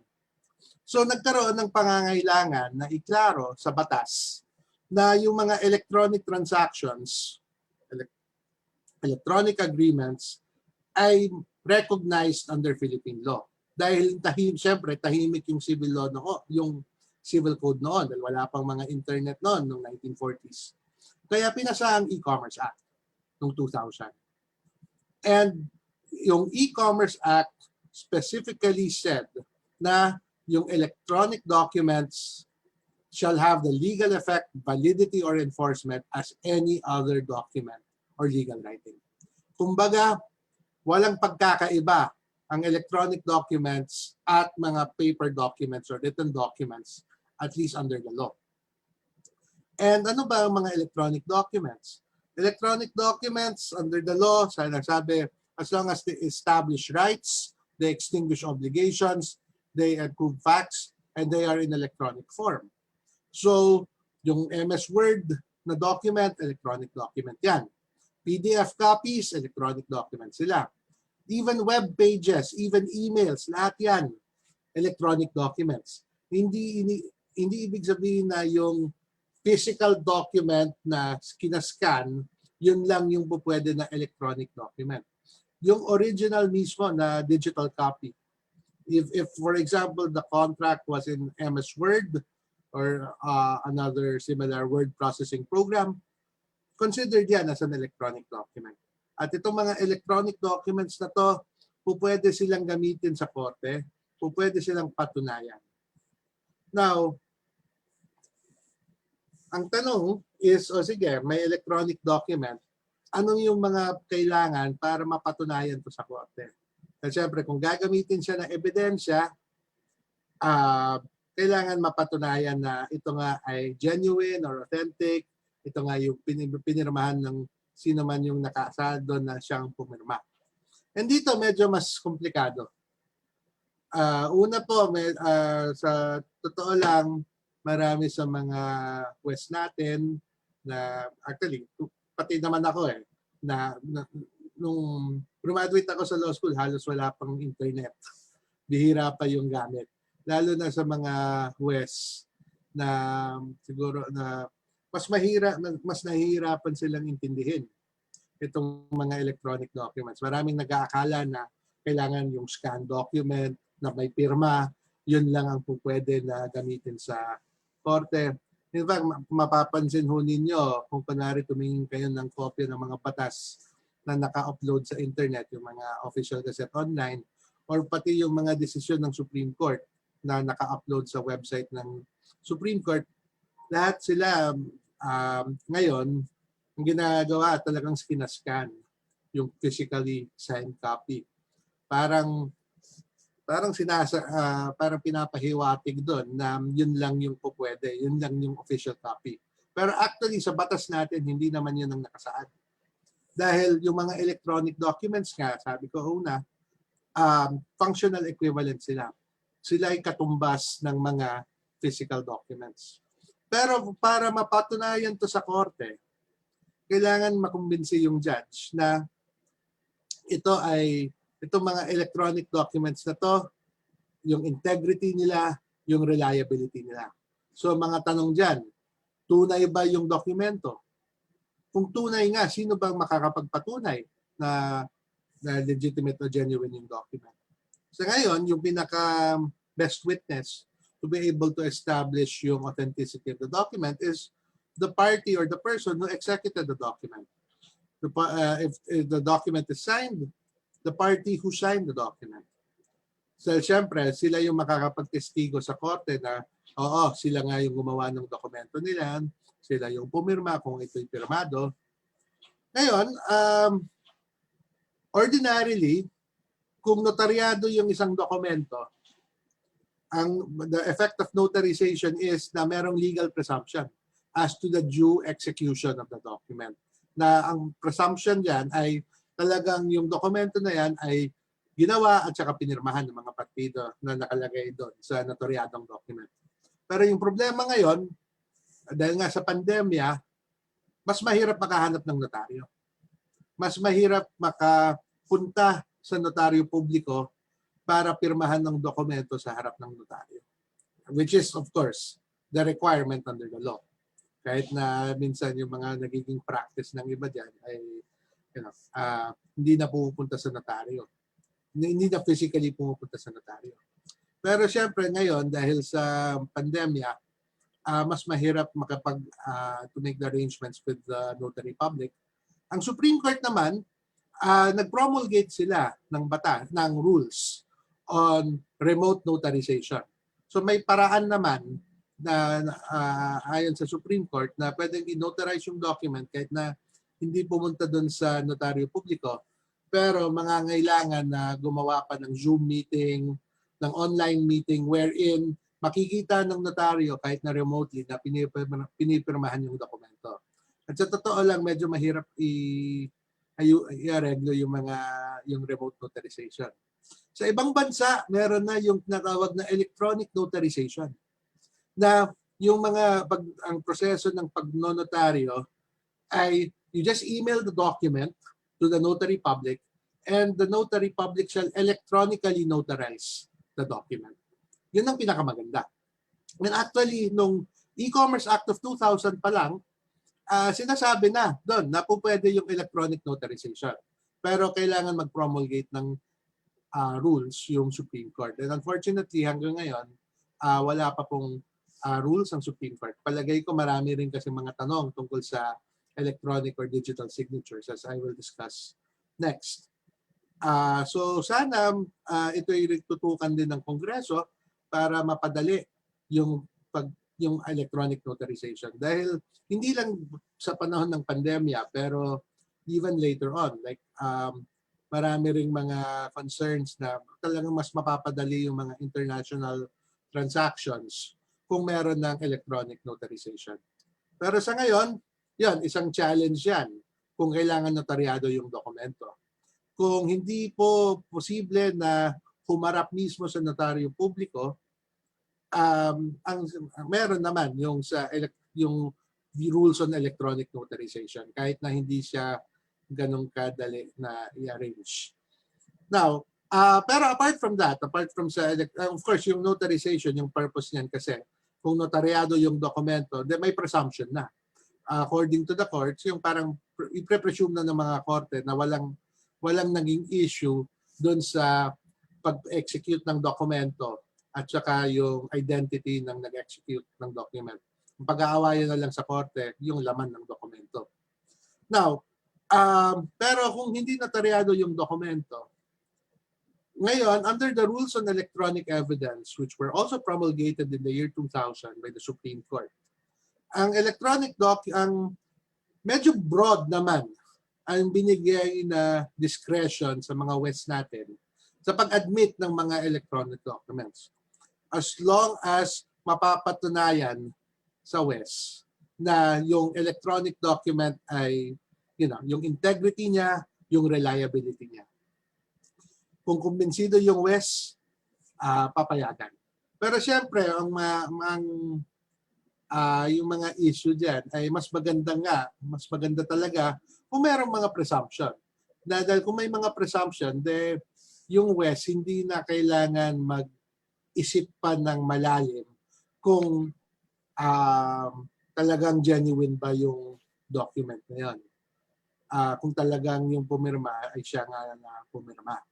So nakakatulong talaga yung mga presumption And yung pinaka the most difficult or controversial issue dito ay yung sa pirma. Then meron naman mga electronic documents na hindi kailangan pirmado. So yun, mas madali yun.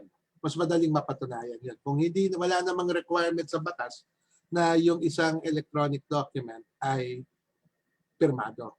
Okay. And siguro like for example, yung mga COA auditors, alam nila kung ano yung mga kailangan na pirmahan at yung mga hindi naman kailangan pirmahan. Alright. So,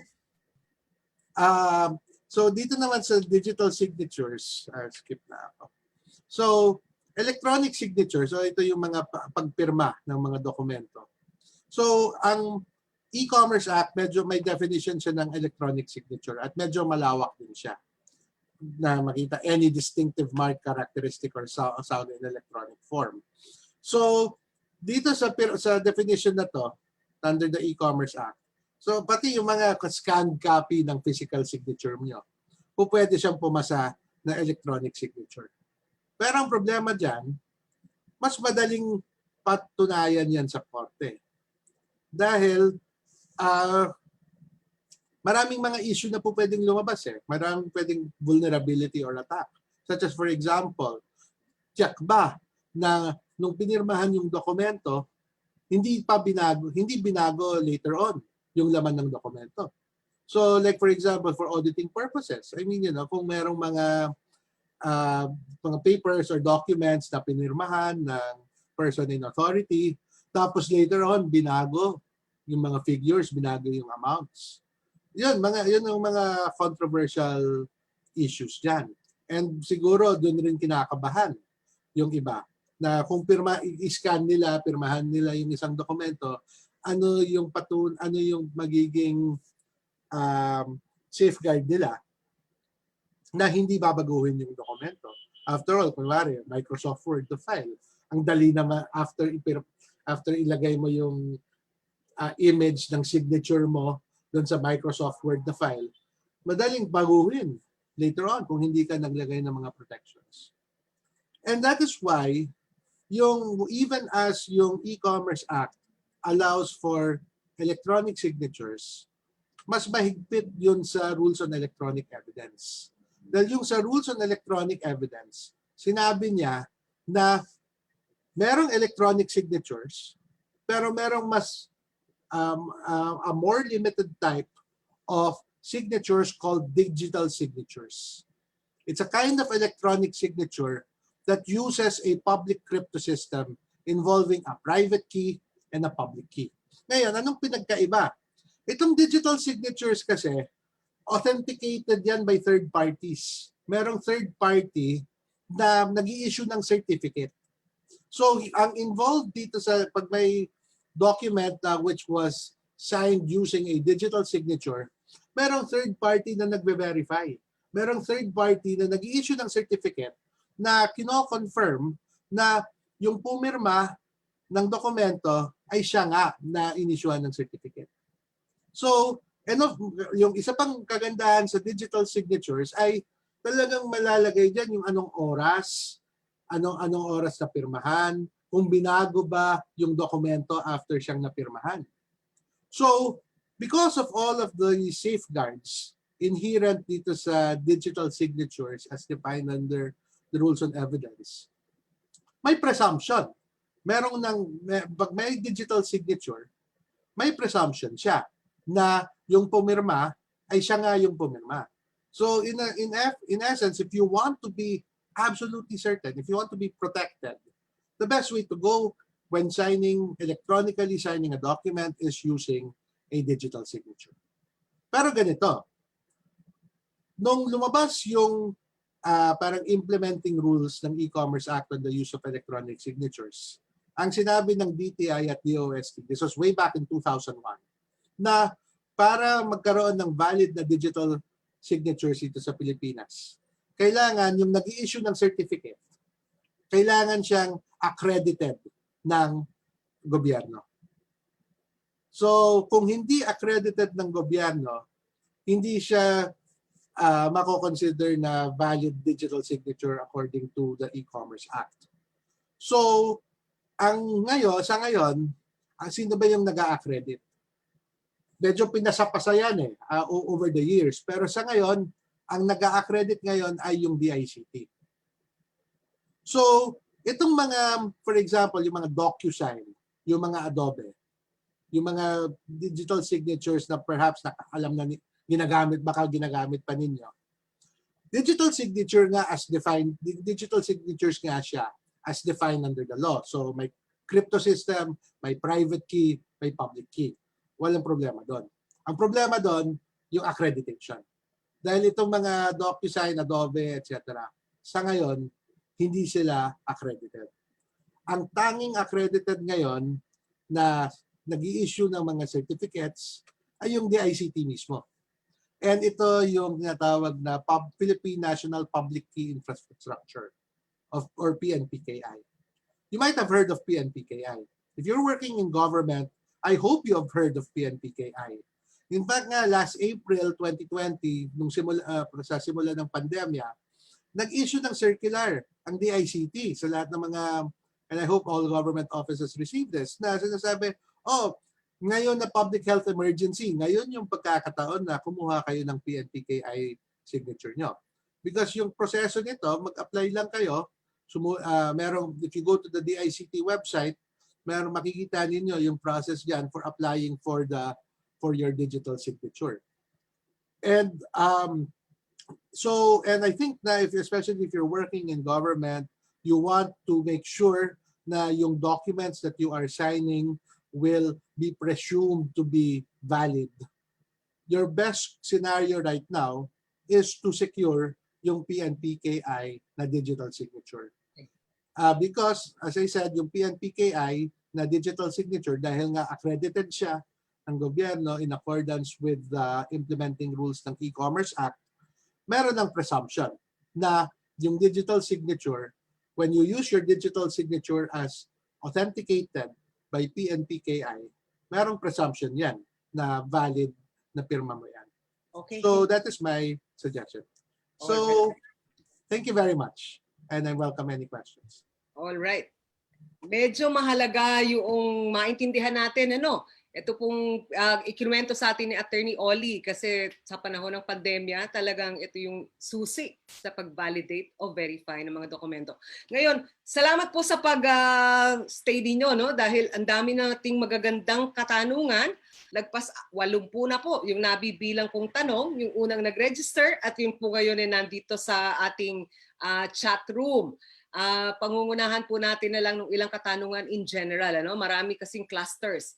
Pero doon sa accountability, ito po ay para kay Ombudsman Conchita Carpio Morales. At palagay ko later on pwedeng lumahok yung iba nating speakers. Sabi ni Adrian Gatus, paano natin mapapanagot ang mga nagkasala sa pagkamkam ng kaba ng bayan, partikular na sa PhilHealth at iba pa daw ahensya, SSS, DOH, FDA, na under ng Office of the President. So, subukan po nating damihan yung mga sasali sa ating open forum. Short, sweet, sharp replies would be very good. Ma'am Chit, paano mapapanagot?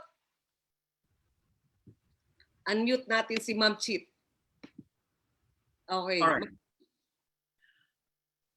The Ombudsman should initiate administrative and criminal proceedings if he finds that there is ground to initiate the matter. In other words, check niya, i-fact-finding niya, kung sa tingin niya ay merong pruweba na pwedeng isegue to preliminary investigation, mag-conduct ng Ombudsman ng preliminary investigation. Now, under preliminary investigation, you only determine the presence of probable cause. Probable cause, ibig sabihin that a crime was committed. Sa criminal aspect ito, a crime was committed and the respondent is probably guilty thereof. In other words, maaaring siya ang gumawa ng krimen na yan. As far as the administrative aspect is concerned, again, the Ombudsman can initiate motu proprio. In other words, hindi na kailangan maghintay ng complainant bago umpisahan niya mag-investigate ng kaso. Now, if the ombudsman believes na guilty itong respondent na ito, he can met the appropriate penalty. That's my answer. Thank you. Ano daw po yung mga hakbang, sabi din ni Adrian, na gagawin ng isang bayan kung sakaling manalo yung inyong kandidato pagkatapos ng Duterte admin? Ano po yung steps ninyo para mapanagot yung mga tao daw na nagkamkam sa kaba ng bayan? Kahit ngayon kung hindi naman immune from criminal prosecution, pwede na silang kasuhan, administrative and criminal. Ngayon, kung immune naman sila from criminal prosecution, maghintay po kayo hanggang matapos ang termino nila. Thank you. So after May 2022. Meron hong isang specific na tanong si Arman Crisostomo. Accountability pa rin po tayo, no? Pagkwenta. Sana ma-audit yung intelligence funds. Ang Davao City at Panabo City ang may pinakamalaking share ng intelligence funds. Usually, intelligence should go to areas with worse insurgency, logically due to poverty. May kaugnay din pong tanong doon tungkol sa NTF-LCA na pondo. So, Ma'am Chit, ano po yung inyong panukala? Ms. COA Commissioner, can you answer that? Okay, Ms. Heidi. When I was in the office of the Ombudsman, I had no problem about intelligence funds because I just farmed out to the Deputy Ombudsman. I did not spend a single centavo from my intelligence fund. That's why may yabang ako kasi wala akong ninakaw ni Kusing. Period. Okay. Miss Heidi, pwede bang dagdag doon? Walang audit po. Magandang umaga po. Okay. Magandang umaga po. Okay. Hindi naman ho pwedeng sabihin walang audit. Kaya lang ho yung Intel funds, hindi ho siya tinitingnan o ino-audit ng ating resident auditor. Meron po siyang separate na team under the Office of the Chair ng Commission on Audit na siya pong in charge sa Intelligence Fund. Pero gaya nga po na nasabi natin, ang hirap po dito sa audit ng Intelligence Fund, certification lang po ang naka-attach dyan eh.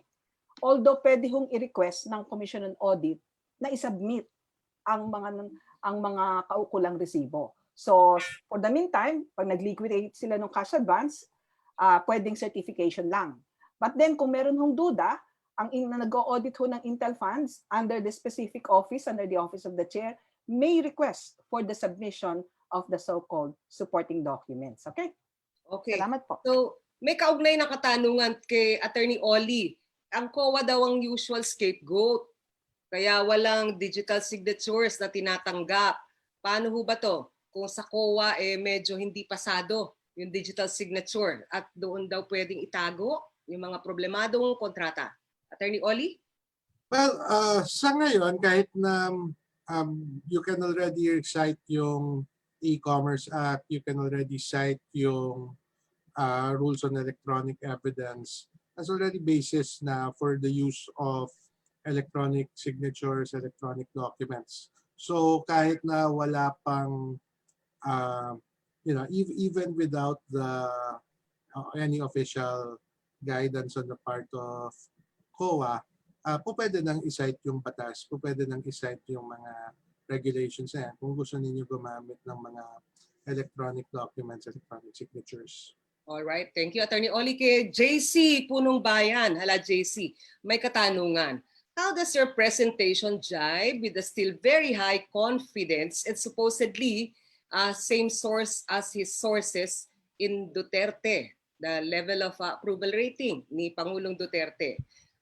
Follow-up doon, nagtitipid ba o sa dami ng inutang at kinuhaan ng pondo, hindi ginagastos ngayon, nire-reserve kaya ito para sa halalan sa Mayo? JC, pasok? Yes, well, nagsulat po ako niyan sa Rappler na parang nakakapagtaka nga na bagamat meron tayong crisis ngayon ay napaka-popular pa rin ni Pangulong Duterte. And one would think na ang dami nga nagugutom, hunger is at an all-time high, and then yung income po ng mga Pilipino ay bumaba. So somehow merong sanang pushback, kaya lang hindi po natin masyado nakikita pa, at least for the general public. Pero sana sa mga susunod na buwan ay matauhan na po ang mga Pilipino at makita nila ang katotohanan. Pero I think nagsisimula po dun sa pag-unawa nung ano ba talagang lagay na ekonomiya natin bali lumabas po tayo dun sa experience natin sa bahay, sa ating mga community, at tingnan natin ano ba yung nangyari sa kabuuan ng ating bansa. And pagdating naman po dun sa pagtitipid, marami pong mga dahilan. For example, yung pong sinasabi na baka yung credit ratings natin ay masaktan, or baka yung debt to GDP ratio natin ay masyadong tumaas. Pagdating po dun sa pagtitipid para sa election ay speculation. Hindi po ako nasa posisyon para magkomento dyan, pero ayun nga po, hindi dapat magtipid ang gobyerno sa panahon na to. Pero sabi ni Miss Marilyn, sabi mo maraming nautang na pera at may pondo pang natitira. Ang sabi ni President, wala na tayong pera. May nagsisinungaling somewhere. JC? Meron po talaga. Kasi tulad po nung sinabi ko kanina ay hindi po problema ang pagkuha ng pera ng gobyerno. Marami pong sources, and even yung Bangko Sentral ng Pilipinas ngayon ay sumusuport na rin po sa Treasury. Bukod doon ay meron po yung mga domestic credit market. Marami pong mga bumibili ng mga bonds na ini-issue ng gobyerno. So even from the private sector po ay marami pong pwedeng pagkunan ng pera. So hindi po yung totoo at na we should disabuse ourselves of that misconception. All right. Justice Carpio Morales, may katanungan si Ray. How do we make the government accountable when it seems like those who make kwenta in the different government agencies are afraid of the president? Madam Chit, at siguro Miss Heidi, paano yun? May takot ba na magkwenta yung mga taong dapat nagkukwenta? Yun nga, dapat hindi matakot ang tao. Bakit ka matatakot kung wala ka namang kasalanan? Ang dapat matakot, yung may kasalanan. So, kung ang tao ay may hawak na ebidensya na ang isang gobyerno official ay gumagawa ng ng anomaly or dapat account sa kanya at hindi niya ginagawa, mag-file ka ng kaso. Administrative and criminal. Balik na naman tayo dun sa ombudsman. Pupukin ang ombudsman para kumilos. All right. Miss Heidi, you have anything to add there? Parang may takot ba? Kasi you called out government civil service personnel, na presidents come and go but they still stay there. Okay, bago ko po sagutin ang katanungan, anibersaryo pala ng Commission on Human Rights, 34th anniversary. Happy anniversary! Kasama natin yan na tumatayo ng walang takot. Okay, bakit po natatakot? Natural po yan dahil karamihan po sa ating hanay noong nandun pa ako sa gobyerno, natatakot pong magsalita dahil sa kadalasan ay walang nangyayari. Tama po yan? Pangalawa ho, kung minsan hindi mo makita sino ang pagtitiwalaan mo sa sistema. Tama po rin yan. Pero gusto ko po sanang balikan ang isang yugto sa buhay ko noong 2011 without trying to get the attention out of this discussion. Iisa po ang sinabi ko noon na naglabas sa aking kinatatakutan. Ang may hawak at nagbibigay ng buhay ay siya ring kumikitil ng buhay. So ang ibig po sabihin, kung nakaangkla tayo sa Diyos, na siyang pinagmumulan ng buhay, wala po dapat tayong ikatakot.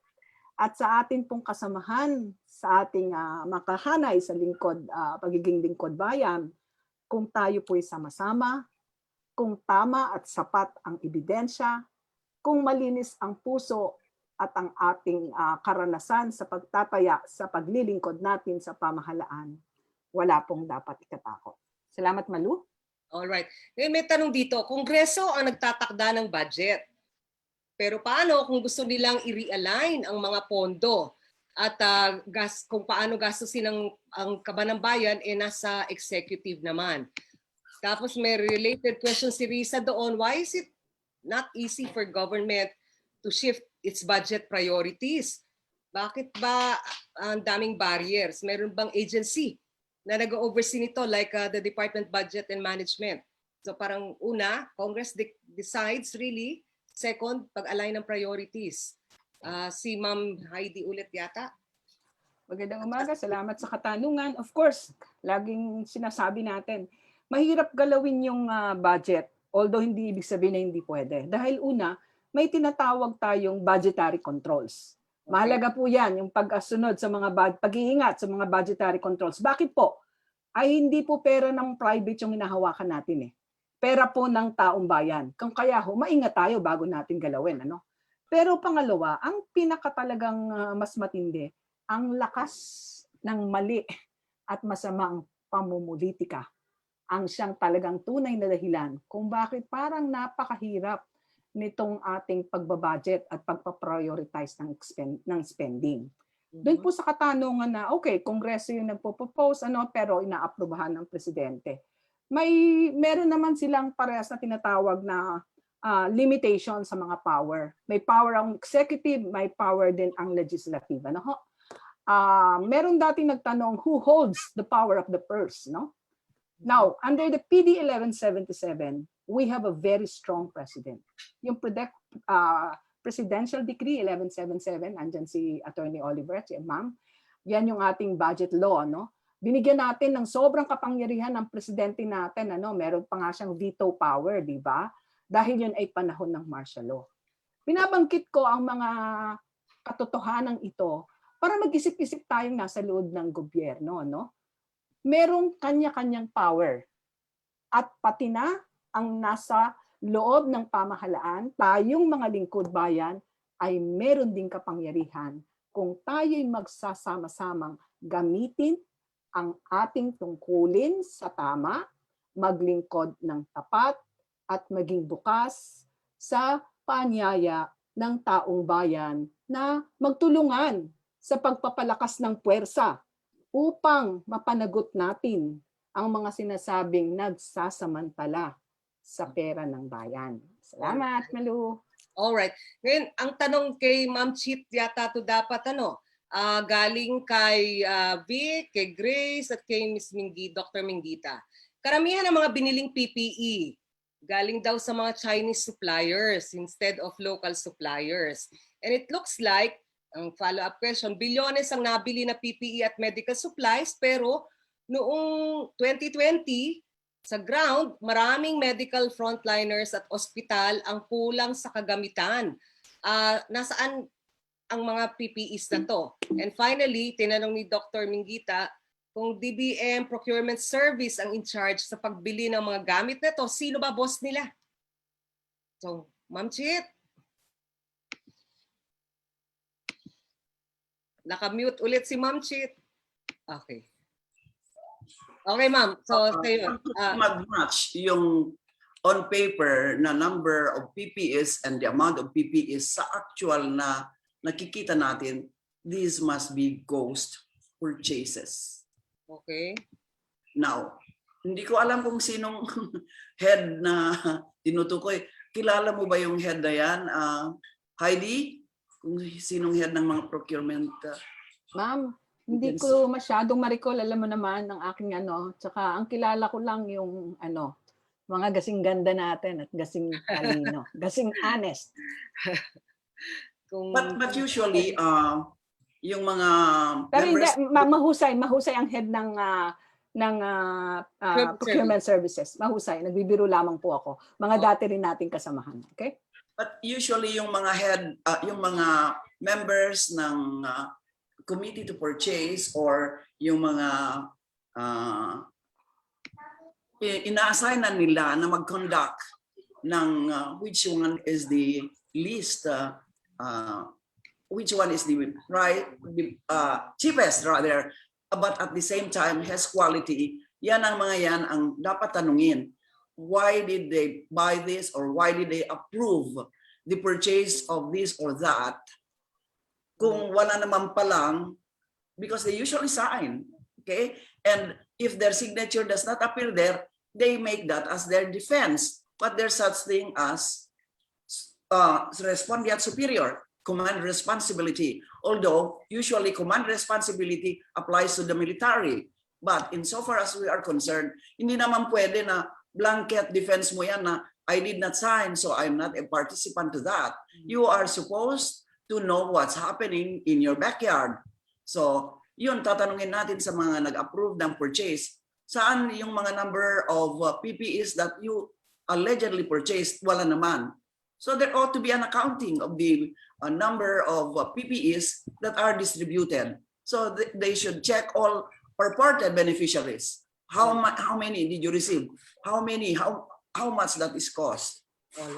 Ma'am Chit, may dalawang nagtatanong. Si Ma'am Heidi. Okay. Sisigundahan ko lang po, gusto kong i-correct. Base po sa internet, ang head po ng procurement service ay si Miss Elisa May Arboleda Cuevas, na graduate ho sa Ateneo de Manila University. I'm sure magaling po ito at siguro ho ay masipag din katulad ng mga tagapaglingkod bayan. Kaya lang gusto ko lang hong linawin. Ito ho yung challenge natin under the COVID-19 scenario. Ano ho? Kahit anong galing ng head, medyo meron ho tayong tinatawag na limitasyon. Kasi ho, bakit ho? We are balancing flexibility and accountability. Siyempre ho, bubugbugin naman ho yung gobyerno pag sinabing, teka, hindi pa kami tapos maghanap ng na presyo, etc.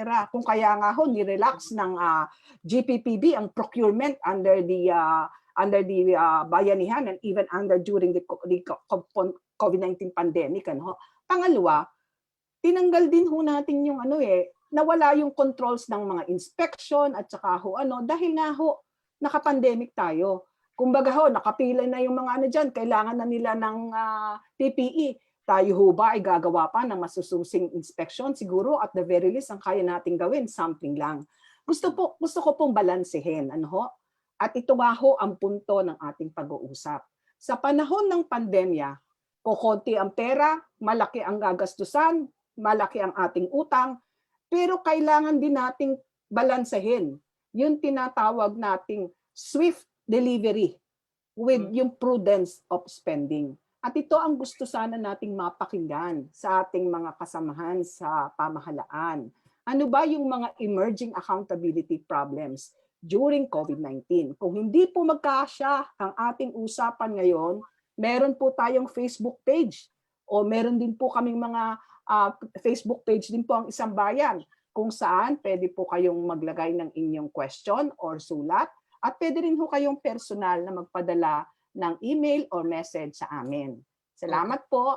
Salamat po. May dalawang nagtatanong related to Justice Carpio Morales. Meron bang prescribed turnaround time for the ombudsman to finish an investigation when a case has been filed? Because impunity continues if the ombudsman doesn't resolve a case. Tapos meron ho isa namang related question, tila hindi daw umaaksyon sa mga problema ng LGU, corruption cases, ang ombudsman. Ma'am Chit, I know you would be prudent, no, not to comment on the current because you've been a different ombudsman. Ma'am? Unmute ulit si ma'am. Naka-mute. Okay, ma'am. Well, as far as yung prescription of cases are concerned, ang administrative complaint, it ought to be filed within 1 year from the discovery of the occurrence. But there are instances na kahit lampas ng 1 year, it would depend on the nature of the case, pwede pa rin aksyonan ng ombudsman. Okay. Now, as far as criminal cases are concerned, dapat aksyonan ng ombudsman kaagad kung po pwede, unless the case is a complex case. Because the reason why the ombudsman ought to act on the criminal complaint as soon as possible is that so that we can ensure that the witnesses are still available. Baka pinatay na yung witness or namatay na due to COVID or natural causes or sinira na nila yung documentary evidence. So these are the things that you have to think of to prompt you into resolving the complaint right away. You cannot be waiting forever. Mabuti na lang nawala na yung condonation doctrine na isa pang nagpapa-benefit sa mga salbaheng mga government officials. They were always invoking that doctrine to spare them from any liability because na-re-elect sila ng tao. Okay? Condoned na yung kasalanan basta't nahalal muli. Di ba po, ma'am? Parang yun yung donation doctrine. Yun ang doctrine dati. That's a 1959 doctrine. But fortunately, di ako sa pagyayabang, during my time, that was raised before the Supreme Court, and thankfully, maybe I should not say thankfully, and I'm glad that the Supreme Court abandoned the condonation doctrine. All right. Kay Attorney Oli, may katanungan si Alvin at John Akayan. What do you think are the steps for the proper mode of verification or authentication of electronic documents, especially when we are dealing with the legality and privacy of said documents, including signatures? So sensitive personal info ang signature, ano po, Attorney Oli? So what do you suggest? Ganito po, una kung if it's a purely electronic document, as in yung wala siyang counterpart na written or paper document, I think medyo may advantages yan because of the metadata that is stored inside those electronic documents. Meron talagang magiging trail yan as to when the document was created, when the document was modified, and the like. So yun yung one of the advantages of electronic documents. It's easier to keep track. Kung scanned copy siya of a physical document, mas may limitations yan. Because yung electronic trail would only begin from the moment that that document is scanned. So yung usual precautions for preserving yung mga paper or written documents should be taken. Okay. Kaya Professor John, sa inyo pa rin po, COA makes distinctions among electronic documents that may be allowed with digital signatures. That verification defeats the purpose of using digital signatures. Perhaps COA can issue guidelines and circulars on how to apply the e-commerce law for the guidance of everyone. Attorney Oli? Yep. I think naman COA will. Opo. Ngayon, merong suggestion si Annie Heron. Sana i-revive daw at i-extend aggressively yung citizen participatory audit. Ms. Heidi, sa panahon ninyo inanak itong program na to? Actually, panahon pa ni Chair Tanho. Ongoing po ngayon yung Citizens Participatory Audit at ang head po niyan ay isang mahusay at magaling, masipag na kasamahan natin dati sa pamahalaan, si Director Aida Talavera. Ang kulang po kung minsan ay yung citizens participation. Siguro ho ay kailangan, kung pinapatapang natin yung loob ng pamahalaan at ng ating mga dating kasama sa hanay ng tagapaglingkod bayan, kailangan matapang din at pursigido ang ating mga mamamayan. Kaya yun ho yung secret sa ating tinatawag na Citizens Participatory Audit. Opo. Ms. Heidi. Excuse me, of course. Kailangan tama ka, kailangan matapang at malakas ang loob yung mga nagko-complain, nagpa-participate. Kagaya ng mga taga-Abra, pareho kong Ilocano, matapang, malakas ang loob nila. Sinisita lahat nila yung mga where does this amount go, where does this material go. Doon sa Abra, yung sa mga road projects nila, masinsin sila, matapang. Kailangan matapang ka, wag kang matakot. Total, kung innocent ka, pinapatay rin. Bakit pa kung ikaw naman ay may laban, kung pinapatay ka, sorry na lang. But as I said, faith is faith. Kung talagang oras mo, oras mo. Opo. Ngayon may katanungan po yung ilan sa ayuda. Sabi nila, mahirap yung auditing process daw ngayon, lalo na daw may mga nakabantay na local officials o kahit barangay kagawad. Ang kwento kasi nitong si Jess, dito po sa aming bahay nag-house to house para yung mga auditors para ma-validate kung nakatanggap ng ayuda yung mga tao. Magkano ang natanggap. Marami pong hindi nakatanggap, pero nung nag-house to house sa mga auditor, hindi na sila nagsalita kasi may nakabantay na tao ni Kap at tatakot po sila kay Kap. So anong nangyari po, walang reported findings. So, Ms. Heidi, paano bang gagawin dito sa mga ganito? Una, kaway-kaway muna kay Manang Pura at saka sa kasamahan niya sa Concerned Citizen of Abra. Kaway-kaway. Sila po ang unang nagsimula ng Citizens Participatory Audit. Now, yung po sinasabing na andon yung mga kapitan nakabantay, balansehin natin.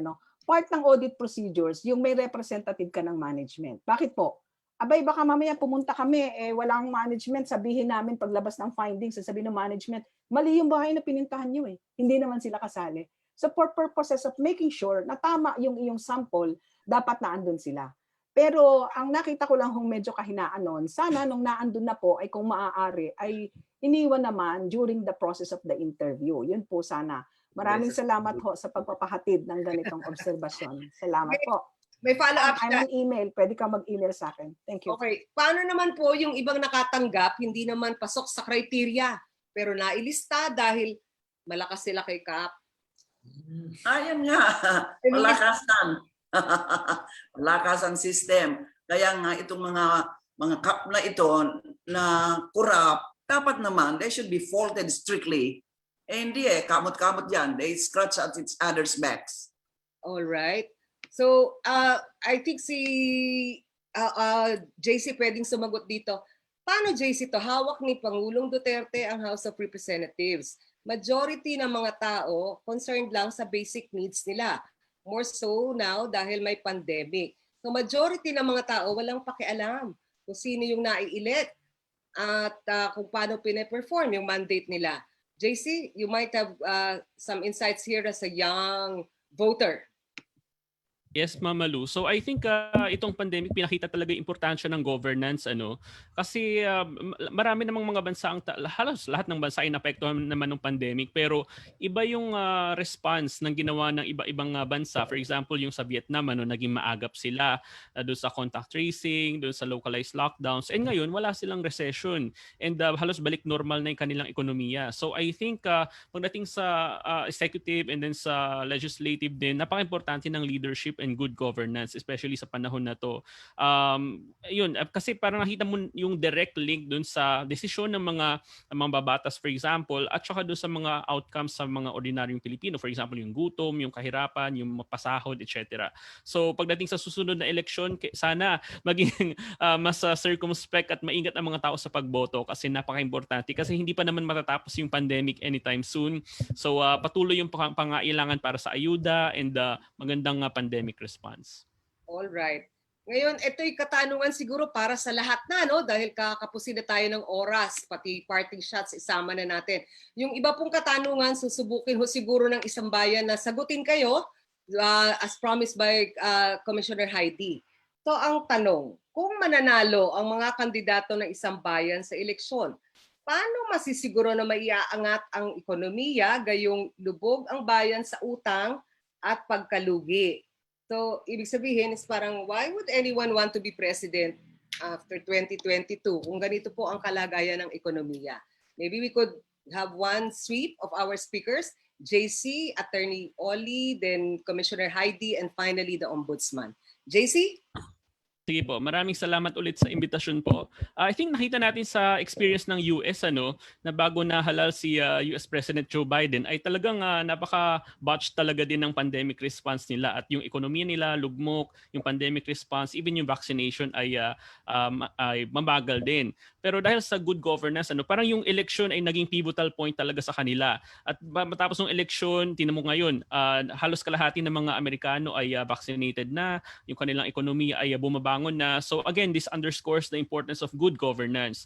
So I can just hope po na sa susunod na eleksyon ay maging ganun din yung epekto ng 2022 elections natin na maging turnaround ito. Bagamat mahirap para sa susunod na presidente, hindi imposible yun as long as yung ayuda ay patuloy na binibigay and yung vaccination program ay mapabilis. So hopeful pa rin naman po ako next year. Okay, that's the spirit. Attorney Oli? What can you say? So, That's kung nanalo isang bayan, paano iaangat ang bayan? Yeah. Of course, many of our politicians, public servants, meron silang motivation based on the want or need to do good to help the people. And, I'll also take na marami rin mga politicians maybe holding also a more selfish or more personal motive na parang pride. Essentially, they want to be remembered well in history. And I think na yung crisis, the current crisis that we're going, also as they say, great crisis may also create great opportunities. So I think na marami sa mga those na aspiring for a public office would also see the opportunity na to be able to establish a legacy of, na nakalugmok ngayon, maaari pero the opportunity na maiangat ng hustong Pilipinas. Maraming salamat. All right. Thank you, Attorney Oli. Si Com Heidi. So, Miss Heidi, asa ng silver lining? Kung manalo man ang isang bayan, paano iaangat ang buhay?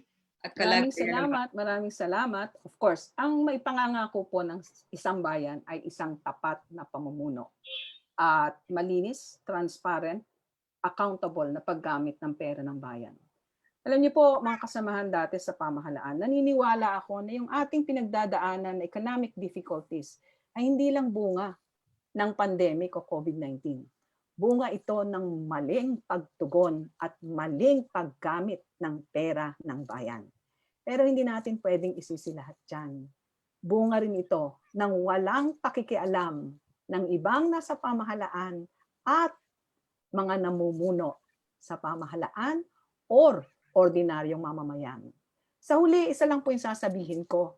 Huwag po nating iasa lahat sa isang bayan. Sama-sama tayo, tulong-tulong tayong ibangon ang ating ekonomiya at gisingin ang lakas ng mga ordinaryong manggagawa, mga lingkod bayan, kasama kahanay ang mga ordinaryong taong bayan. Maraming salamat, Malu. Thank you, Reyes. And finally, daig kayo ng lola ko, si Ombudsman Conchita Carpio Morales. Ma'am? There is nothing certain about what to do or what to make in order to reverse or improve the sad state of our economy unless we trust those whom we want to lead our country. Those who have competence, integrity, and intelligence. Of course, competence does not necessarily need intelligent people, but we have to have people who would give first, who would work first for the interest of our countrymen instead of self-interest. People who would love first their country instead of loving first other countries. Because if we choose people who have those qualifications, we are confident. I'm not saying we are certain. We are confident that we will come up with a better state of things for our country. That's my answer. Thank you. Thank you, Ombudsman Chit. So, sa ngayon pagtatapos, gusto nating pasalamatan lahat ng volunteers, lahat ng mga nag-attend, lahat ng mga nakinig sa live streaming nitong Talakayang Bayan ng Isang Bayan. Ang sabi pa nga nila, 1 million Filipinos had been infected by the pandemic. But all of us, 110 million Filipinos have been affected. Hindi lang ng pandemya, pati na rin ng korupsyon. Kaya nga kailangan ang mga talakayang bayan tulad nito, kwento, makinig tayo, suriin, aralin ang mga kwento at kwenta. Subukan nating itama. Hindi lang dapat quick but also correct and honest. Ako po si Malu Mangahas. Maraming salamat po sa inyong pakikinig at pagdalo dito sa Talakayang Bayan ng Isang Bayan. Maraming salamat, Malu. You have the qualifications of a leader of the Philippines. You have honesty, you have competence, you have intelligence, integrity, and all that. Ma'am, reporter lang po ako. Salamat po sa ating mga speakers. That does not prevent you from being qualified and elected.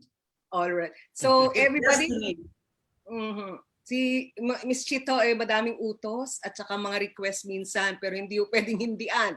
Baka magalit ang aming lola. So keep safe and healthy and hopeful, everyone. Magandang araw po sa inyong lahat.